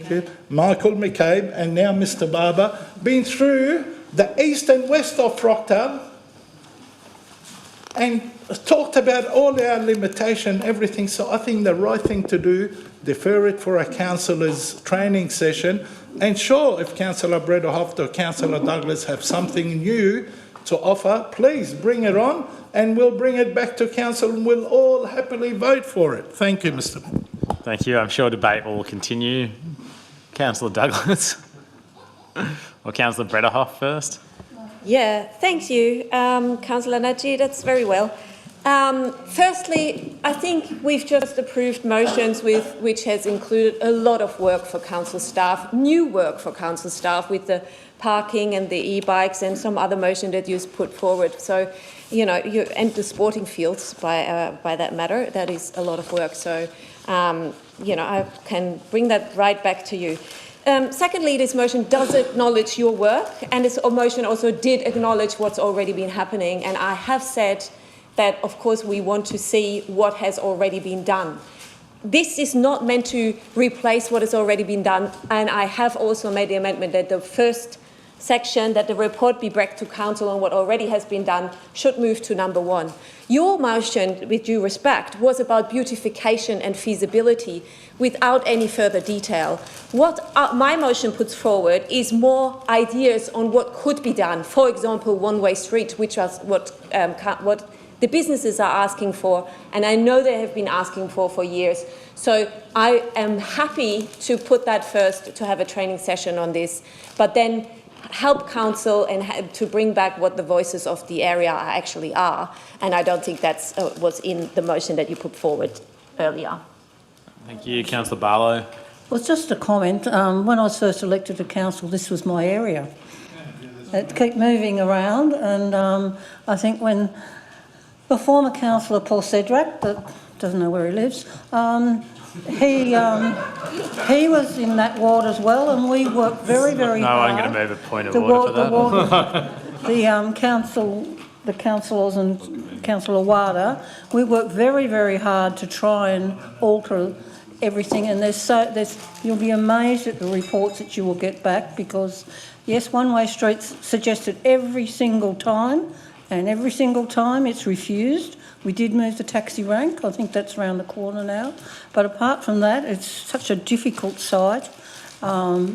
But I don't want, the council can just pull up all the reports we've had going back to whenever it was, 2004, I think it was. So it's, and it's good to think that you can do something, but at cafes and restaurants, we aren't there to tell someone to run a business. So if they want to open a restaurant, they can. They've got to make the business decision, they go to council, they apply if they've got to have food safety regulations. So it'd be nice to see it. It's such a difficult area with the slope of the footpath. So, but anyway, and the speaker, Mr. Colaro, it was the fact that with outdoor dining, there never seems to be any sort of restriction and any inspections, and that area there would have to be looked at because it's such a narrow footpath. So I'm saying there'll be plenty to be seen at the training session, and I think every time the one-way street gets knocked back because of the buses. Further discussion, councillors. Councillor Morrissey. Just a thought there, because I think there's it's good, healthy debate, which is great. I think there's arguments on both sides. I just think we should make it clear, if Councillor Brederhoff, if you're happy with number one to go first, just to make sure that that's an isolated piece. So let's do number one first, and then for number two, after that report is delivered, then move on to the next bit. And that way there's a break for council to consider what the next steps are after we've received that. Does that... Which I already put forward. Yeah. So I'm just saying to make it in the motion to address Councillor Naji's point. We don't want to overwhelm staff with doing a lot of stuff. So let's get the report, let's get an update to see what, for all of us, and then we can consider next steps, which may include all the other bits underneath that. So, yeah, if everyone's happy with that, I think that's... Update is to say the first bit, that a councillor training session be held and a report to committee provided. The General Manager suggested that to capture the discussion, that the motion should read that a councillor training session be held and that a report be prepared to a committee rather than to council. Yeah, on number one. On number one. All right. We happy with that? Yep. Any further discussion, councillors? All those in favour, all those against, declare that carried. Item 13.6, preparedness for algal bloom events and water quality testing in the Cooks River catchment. Move Councillor Strong. Seconder. Second, Councillor Douglas. Councillor Strong. Yeah, I bring this from my work with the Cooks River Alliance discussions. Yeah, this motion is just about being prepared. Last year there was an algal bloom event in the Cooks River. It didn't end up being toxic, but it just exposed a clear gap. So we had warnings going up, uncertainty across councils, but no dedicated funding to quickly test the water and give the public clear advice. So more and more people are using the river, kayaking, fishing, walking along it, and people, increasingly wanting to swim in it. But so we're encouraging a kind of community use, but have a responsibility to make sure the information we give is timely, accurate, and based on actual testing, not guesswork. So what this motion does is modest and practical, looks at establishing a small fund of 20k across the catchment, so when the next event happens we can respond quickly and confidently. I note the General Manager's comment that the Cooks River Alliance has already moved in this direction, proposing a shared funds across member council, so that's a positive step. And this motion aligns with that work, but also ensures that Bayside Council is actually actively part of shaping how the fund works, how it's governed and how it's resourced. So I'd ask a fair question. With significant environmental funding in this catchment, including from Sydney Airport, why isn't basic water quality monitoring already covered? This is something that we should be advocating on. At the end of the day, this is about public health, environmental responsibility and good governance. If we're serious about a healthier, more usable river, the least we can do is make sure we can afford to test water when something goes wrong. There's a lot of public interest in the river at the moment, supercharged with the Backyard River campaign. Just today on the radio on 2SE, I heard the Muddy River Festival being promoted on the at the Marrickville Golf Club this Saturday. So yeah, I commend this motion. Thank you, Councillor Strong. Councillor Driscoll. Let me begin by saying protecting Cooks River is important. We all want a healthy river system and clear communication during environmental events. However, this motion places a further financial and operational burden on Bayside Council for responsibilities that properly belong to the New South Wales State Government. Let me be clear. The July 25 bloom was not non-toxic. The state conducted the testing and the primary issue identified was a lack of a state-funded rapid response framework, not a lack of resourcing within Bayside Council. Notwithstanding this, the motion put forward by Councillor Strong proposes that Bayside Council help establish and contribute to a new contingency fund, investigate Sydney Airport funding, prepare multiple reports, and the list goes on. It's about 2 pages. This represents cost, staff time, and more work. None of this is costed in the motion. My question to Councillor Strong more broadly is why would Bayside ratepayers fund responsibilities that clearly sit with Water New South Wales and DCCEEW? These agencies detect the bloom, issued the warning and carried out the laboratory testing. Number 2, given that that association already provides emergency water quality testing on a cost recovery basis, why is the solution to create a new council-funded contingency fund instead of advocating for the state to properly resource the service it already operates? Lastly, what is the expected cost to Bayside and what protections do we have that Bayside will not become the major or default funder if other councils decline to participate? It's just Sorry, before needed we in debate case of across testing. the chamber, Councillor Barlow. Yeah, you've got a right of reply. No, it's not working. We needed. No, you've got a right of reply after debate. Oh, okay. Councillor Barlow. Just a couple of comments. I just want to ask the General Manager, we give $103,000 per year to Cooks River, so I don't know what the $20,000 is on top of that, but also Fix It Sisters actually do the water testing for Cooks River Alliance for free. They gave us the kit. We go at least once a month and we are doing that. There's someone going up Ripstream that will be doing it when they get a kit. So I cannot see how, when they get $103,000 a year, why they want another $20,000. I don't know if it's $20,000 per council. No, it's across. Sorry, can I, despite, as But Councillor anyway, it's just Driscoll that noted, we there are do give them a large quite a lot number of money and they need to points in budget this. properly. What's really being asked for is a provision of $4,000 as a co-contribution towards the organisation, which I think is really pretty modest. We do have catchment management responsibilities as council as well. I don't think it's a massive new burden, to be honest. I don't want to be the first person to make similar points, but I think that's a pretty limited request, to be quite honest. But happy to hear further discussion. Any further discussion before Councillor Strong's right of reply?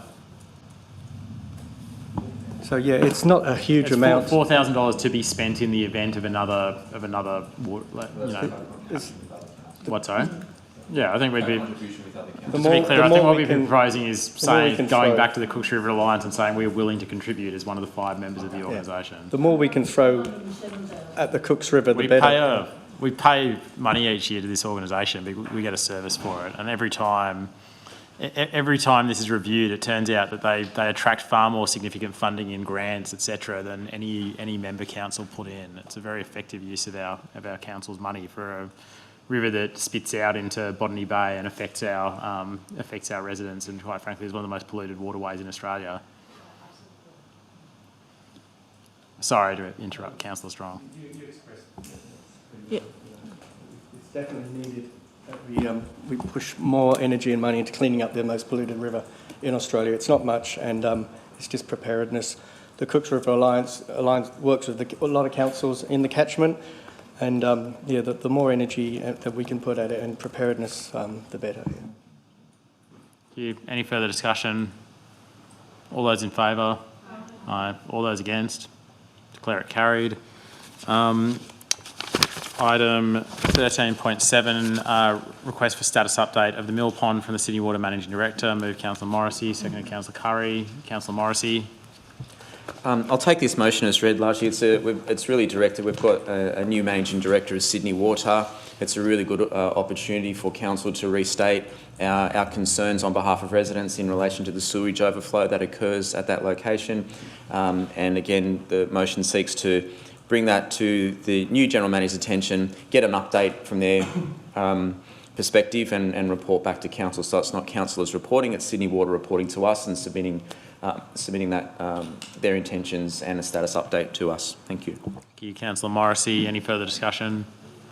All those in favour, all those against, declare that carried. Item 13.8, reflection benches, our war memorial. Move Councillor Kassim, seconded Councillor Boudelay. Councillor Kassim. Thank you, Mayor. I'd just like to amend it to include what I actually assumed was going to happen, but I guess it's a reasonable thing to specify that council reports back after consultations with the RSL sub-branches in our LGA. So really this motion, it responds to the situation that we're all experiencing. Anyone with family in the Middle East has been painfully aware for a long time now of the horror of war. But these days, awareness of the impact of armed conflict and the complexities of what national security means goes far beyond even those families. Every resident is reminded each time they drive past, let alone go into a petrol station, of what is going on in the world and the impact for all of us.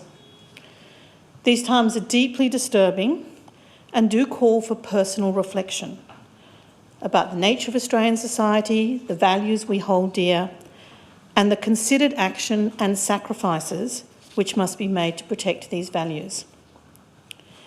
In our busy lives and public gathering spaces, we have very limited space left for this reflection. So this motion is about creating honouring and reflection places where people can sit and respectfully ponder as part of the personal processing that we all have to do to get through these challenging times. So I commend the motion to you all. Councillor Kassim, any further discussion? No. All those in favour, all those against, declare that carried. 13.9, public consultation on traffic options for Walleye Creek and Arncliffe. Move Councillor Kassim, seconded Councillor Brederhoft. Councillor Kassim.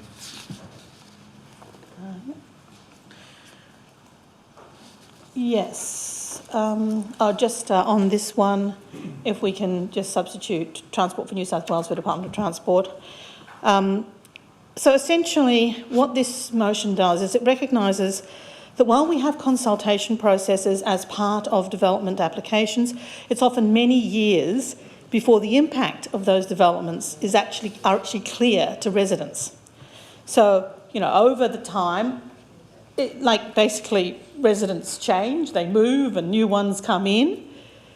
Residents who may not have, at the time of the development application, responded to or even noticed the Have Your Say or the websites or even maybe the letterboxes, they are, over time, physically confronted with the implications of the developments.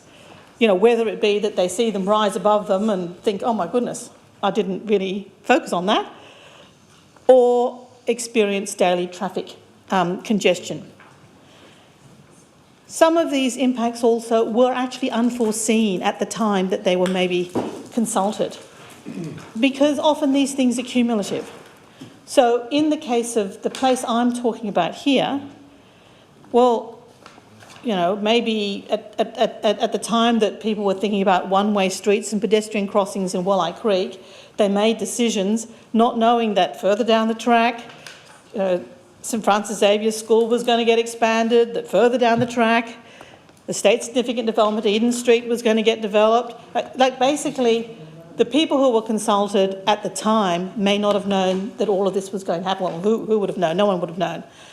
And so they just confronted with the fact that the traffic gets worse and worse, or, you know, they feel alarmed when they see, you know, what they envisage will be even worse traffic situation than they've got now.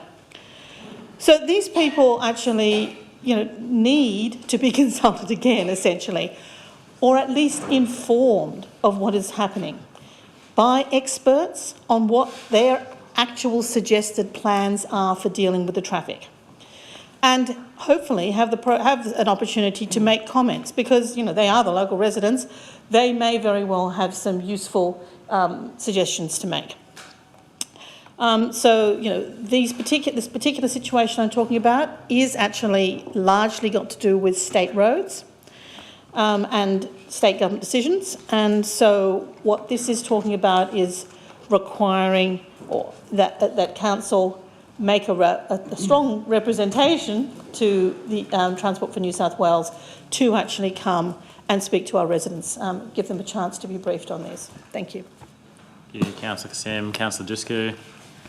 I rise to speak in support of this motion and to propose a minor but important amendment that reflects concerns consistently raised by residents in Arncliffe and Bexley.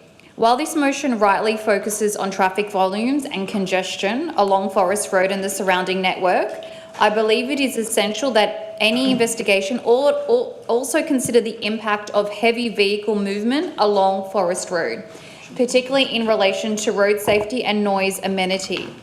Forest Road functions as a highly urbanised arterial corridor bordered by residential streets, schools, local businesses and pedestrian activity. Residents have raised ongoing concerns with me about the volume and behaviour of heavy vehicles using Forest Road, including freight vehicles and through traffic that appear to be using this corridor as an alternative to the M5 motorway, which is specifically designed to accommodate high volume, heavy vehicle traffic. The pressure of a heavy vehicle on Forest Road raises two key issues. Firstly, safety, and then noise and amenity impacts. For these reasons, I am proposing that the motion be amended to explicitly request that Transport for New South Wales investigate heavy vehicle movements along with Forest Road, including whether these movements are appropriate for the function of this road, whether heavy vehicles are diverting from the M5 unnecessarily, and what measures could be implemented to improve safety outcomes and reduce noise impacts for local residents. Thank you. Thank you, Councillor Dusku. Councillor Brederhoff. I think all those points, and correct me if I'm wrong, General Manager, have been raised in a previous motion last year by May and Councillor Barlow probably. So is this doubling up the work question? Yeah, Councillor Kassim. Yeah, so just in terms of whether I accept the amendment, what I suggest is that we just put brackets after traffic along Forest Road approaching the Pacific Highway, brackets including heavy vehicle traffic, and then I'll accept that. I'll accept that as an amendment with those brackets. So after traffic along Forest Road approaching Pacific Highway, brackets, including heavy vehicle traffic, yeah. Thank you. I think to Councillor Brederhoff. Princess Highway. Yeah, Princess Highway, not Pacific. Yeah, Oh yes, you said Princess. Princess. If we have to start worrying about the Pacific Highway as well, we're in a lot of trouble. That's a long stretch to the Pacific. Councillor Barlow. I don't know what. I'll just make the comment that, yes, the heavy traffic is disastrous for Bexley, but I've got to remind everyone, I'll be political, it was the Liberal government that sold the M5.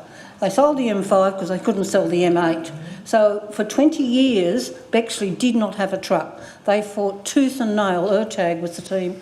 They fought for the, and it was, I can't remember her name. Yeah, it doesn't matter. But we had, I can remember for 20 years, this Bexley has been so quiet, and we've ended up with, and okay, the government of today said they were going to get rid of it, but they didn't know what the contract said. So at the moment we're stuck with it. I don't know how you're going to make it. I keep saying there's going to be something's going to happen. But technically, if we hadn't sold the M5, which was totally paid for, we wouldn't have this problem. I cannot, as a small business owner years ago, say to a truck driver, well, you've got to drive down the M5 and pay $60 or something. I can't ask a small business to wear that cost when it was never there before. And I know we've got to do something. I don't know what it'll be, but we have to really think about, we've got to sort of actually talk to the Premier and say, well, what are you doing? He's done a little bit for Bexley. We've got a lot more of our parking back and a few other things, but there's a lot more that could be done. Thank you, Councillor Barlow. Councillors, any further discussion? Councillor Boudeleau. Oh, just super quick, just commending the councillor on this work. It's really important work, especially for the residents around Willow Creek. It's an issue that they constantly talk about. The only thing I would note as well, in terms of, I think it's a really good idea in terms of having that kind of public forum with residents, and not for this motion, but you might want to consider that for the Mascot traffic study as well. There's a lot of questions as to, we did that traffic study, what's happening, what's coming up, and I think this is probably a good way to just inform residents as to what the outcomes are. Thank you. Councillor Boudeleau, any further discussion? Just to assure Councillor Boudeleau that I've raised exactly that point in the Traffic Committee for the Mascot traffic study. I'll take that as a right of reply. All those in favour, all those against, declare that carried. Item 13.10, Bayside Design Awards to encourage best practice. Moved Councillor Kassim, seconded Councillor Douglas. Councillor Kassim. Thank you very much, Mr Mayor. So this motion is really about recognising that Bayside is doing a lot of the heavy lifting with regard to addressing Sydney's housing shortage.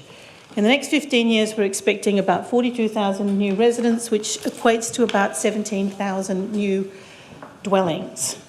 Now, that's great and it's necessary because it's probably the only chance we have of having our kids live near to us. If we don't have more houses, they've got nowhere to be. So it's all good. But it does represent both a risk and an opportunity.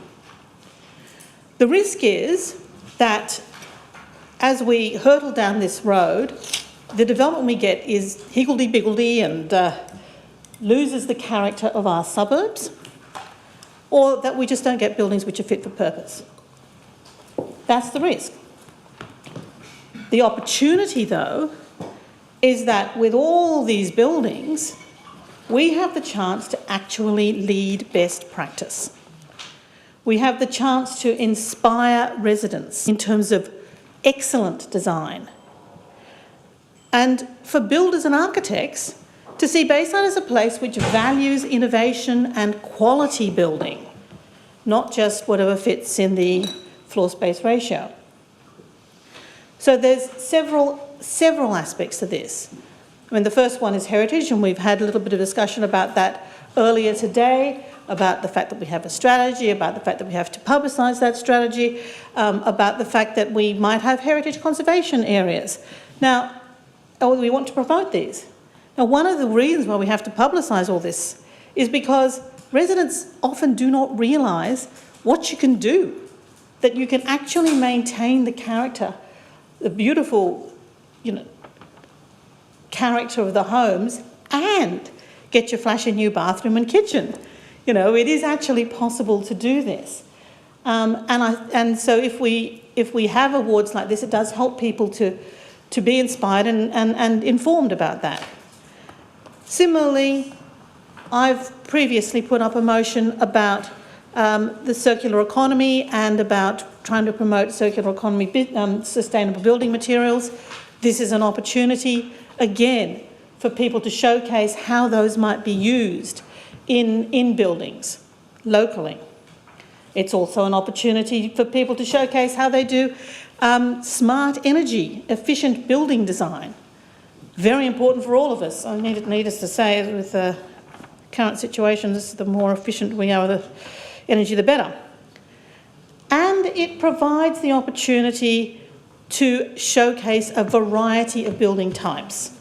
So, we have quite a large multicultural population in our LGA, and for many of those families, intergenerational co-living is actually the norm. But But do we have homes which necessarily allow for that?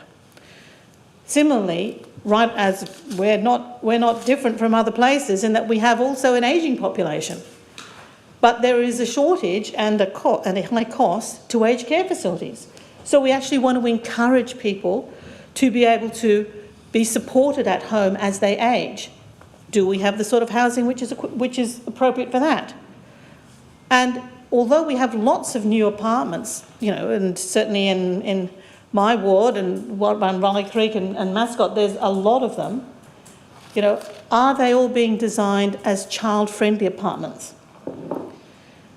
Finally, in terms of our public spaces, we do want to embed recognition and honouring of our history and our dynamic population. That means honouring local Aboriginal culture, migrant cultures, and of course our colonial and post-colonial history, as I've said, with heritage. The final thing I want to say about this motion is that I fully respect the comments of the General Manager, but I do not think this is a time for biennial awards. In the first case, our businesses actually deserve annual awards. The business awards system we have is a great initiative, and our local businesses really appreciate that. So I do not want to take away from that at all. Secondly, this is actually the time we have to put our foot on the accelerator, even if it's only for the next 10, 20 years. Because this is the time, the next 15 years is when we're going to get these 42,000 new residents and 17,000 new homes. So now is the time, this growth period is the time to inform and inspire our residents and builders. And for that, we actually do want it to be annual. Until it's clear that, this brilliant design actually becomes the norm. So maybe in 10 or 20 years, we'll say, actually, we don't need to do this anymore. Or we can do it biannually or triannually or any time, because actually the whole culture has changed. We have managed to lift the game, and we've managed to have Bayside up in lights and our best practice being the norm. That's my objective from this motion. Thank you. Councillors, any further discussion? All those in favour? All those nearly. Councillor Barlow. Let's ask the General Manager, we already have design. We have a excellence, it's called design excellence. Yeah, we haven't had something that when they build a high-rise building, they have to make design excellence. Through the Chair, yes, there is design excellence review panels that exist to ensure the quality of development over a certain value. Thank you. Anything further? Councillor Morrissey. Yeah, can I just flash this, sorry. Is this... Oh, sorry, it's me. Sorry. Try again. No, it's just flashing green. Oh, now it's mine on. Is this covered, question through the General through the Mayor, is this covered in the DCP and DA? We always talk about excellence in design. We've talked about solar. There's so many things as part of the development application process, and we've got here listed a dozen different awards plus from various things. I'm just like, is this doable as potentially, if we're already doing design excellence and practicing design excellence, and then we're taking away possibly funding small business and trying to find more money, we've talked about that all night. I just don't know if this is something that we do in Bayside, given the fact there's state and national awards, and it's built into the DCP, it's built in the DA process, particularly for large buildings, etc. So just have a response from the GM or the Director on that, please. Can I just put forward a debating point, because I think that really is a debating question. This is asking for options. I'd say those options should include a sort of minimal sort of option, which is that our staff who already assess every DA that goes through council nominate and assess things against design excellence. Nominate good examples of that. I don't think we necessarily need a large event along the side of the business awards, but it's just asking to come back with options at this stage. Any further? Councillor Brederhoff? Yeah, I thought it was a great idea. I mean, we award local businesses with annual business awards. We have sports awards. Why not have building awards every now and then, or like annually? I think it's a great incentive. Councillor Brederhoff, any further discussion? Councillor Naji? Just a clarification through you to the GM. What perception would this give to the community that we are giving an award to a developer? Well, an architect works on behalf of a developer. Just wondering what would be, the perception there. I feel like, this is not a question to the general manager. I don't think that is something I can answer, but I do need to comment that if council does decide to go down this path, you will need to have, for instance, very high calibre peer reviews. Passing through the DA process is not the same as outstanding architectural awards. In talking to Randwick, part of the reason they don't do this every year is they don't get enough applications to make it worthwhile. There's not enough competition. There just aren't enough properties to go into that pool, and that would diminish the significance. I think we've listed all of the really highly regarded awards that exist in Sydney that our applicants can apply for. And I mean, Bayside Council has been the recipient of some of those.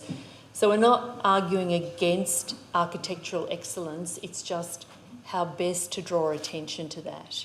And I think if you don't have a large pool, you don't have highly respected peer judges, and you don't do something really glitzy, it's not going to hit the mark. Councillor Curry. Can I just ask a question? So obviously there would be, these are professionals that would have to form a panel, so that cost, you'd have to pay those professionals for their time, which would be a substantial cost, would it? I believe so. General Manager. The information from Randwick is it's about the same cost as the business awards. That's why they do them in alternate years. So I don't know exactly what their budget is, but I'm imagining they're talking 30,000, 40,000 plus. All right, councillors, any further discussion? Councillor Kassim, right of reply. Thank you very much. Look, thank you for all those comments. And I hope that, if this passed, that the General Manager will provide that information, the sort of advice that you've given, which, it may well be that it does become biennial. My point about this, though, is that this is really about, this is an education piece. It's highlighting things. Yes, all these awards might exist, but actually the average Bayside resident wouldn't have a clue. I mean, I've never heard of most of these awards, and I think that most people who are building wouldn't either. Whereas if we have our own awards, we will be putting it up. They will be putting up in lights. We'll be doing our social media about it. We'll be putting articles in our newsletters. We'll be telling people about it. We'll be shouting it from the rooftops. And that is the idea. It's actually to help, as I say, inspire our local residents and reward good design. So that the sort of Bayside we end up with in 15 years' time is actually top quality because people have been inspired. Thank you. Thank you, Councillor Kassim. All those in favour? The right of reply, Councillor Boudeleau. All those in favour? All those against? Division? Councillor Curry? Well, if it's just a report, but I don't want a lot of time wasted. I'd rather delivery things get delivered. Is that a yes or a no? Just a yes, no, or abstention will suffice. Councillor Curry? For. Councillor Morrissey? Abstain. Councillor Bezic? Councillor Boudelet. Councillor Strong. Councillor Kasim. Councillor Brederhoff. Councillor Saravinovsky. Councillor Naji. Councillor Dusku. Councillor Barlow. Councillor Poulos. Councillor Douglas. Myself for... I need to count up. Declare it carried. Item 13.11, heritage conservation areas. Moved Councillor Barlow, seconded Councillor Brederhoff. Councillor Barlow. I'll try and be brief. I just felt that we've got our heritage strategy. It was going to take so long to move forward, and I'm hoping that we can actually look at some of the heritage conservation areas. We did bring one up, Councillor Douglas and I, and it was... my theory is it was too large because I feel that we should be going street by street. When the heritage, the heritage in '94 was thrown out, the late Ron Rathbone actually then went through small steps, and this is what I feel we should be doing with the heritage conservation area. Maybe doing a street at a time or doing something, because in the area we had, which was around Bexley Oval, which is a heritage listed park, there's Donnan Street, which should be listed, and then Halley Avenue. Anyone that goes on, I think it's 7 Halley Avenue, I cannot believe what they did. They kept the facade, they kept their lead light windows. They've got, you would not know how much they'd added to it, and I think they've got a 5-car garage down the back. So I'm just asking that that we look at, especially when the 10.7, I believe that we possibly will be able to act on that fairly soon.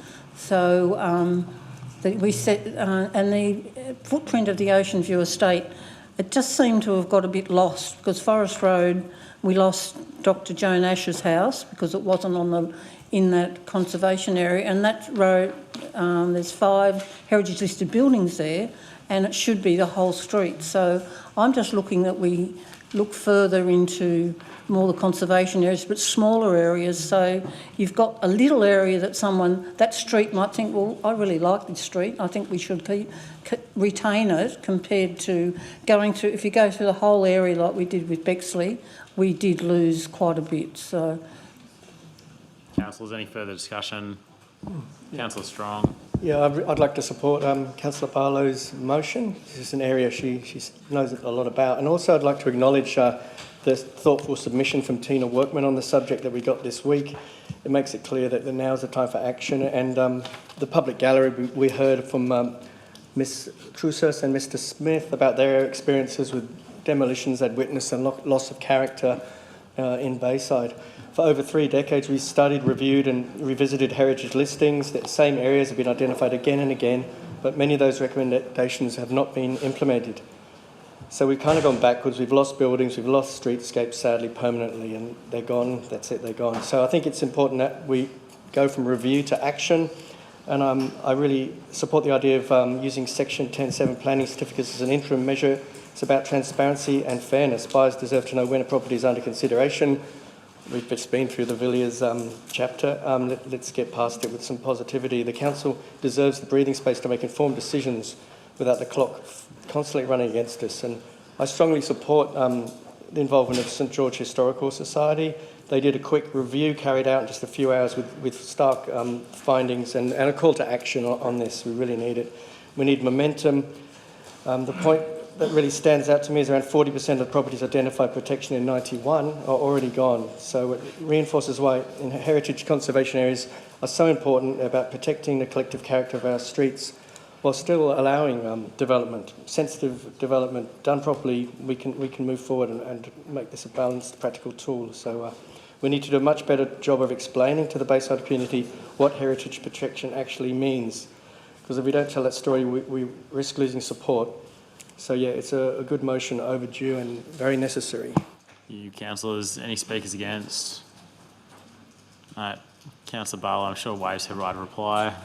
Just a quick, we must thank St George Historical Society for their desktop study, which was really good, and I feel that if we can encourage them, they apparently offered to help. I mean, if they want to do some of the work, I believe that we should be accepting that because it's time consuming. They've got the expertise between a few of them, and I think we would be grateful that we could have it done a lot quicker, and then, you know, we can go forward. Thank you, Councillor Barlow. All those in favour, all those against, declare that carried. Councillors, would anyone like to raise a question with notice for response?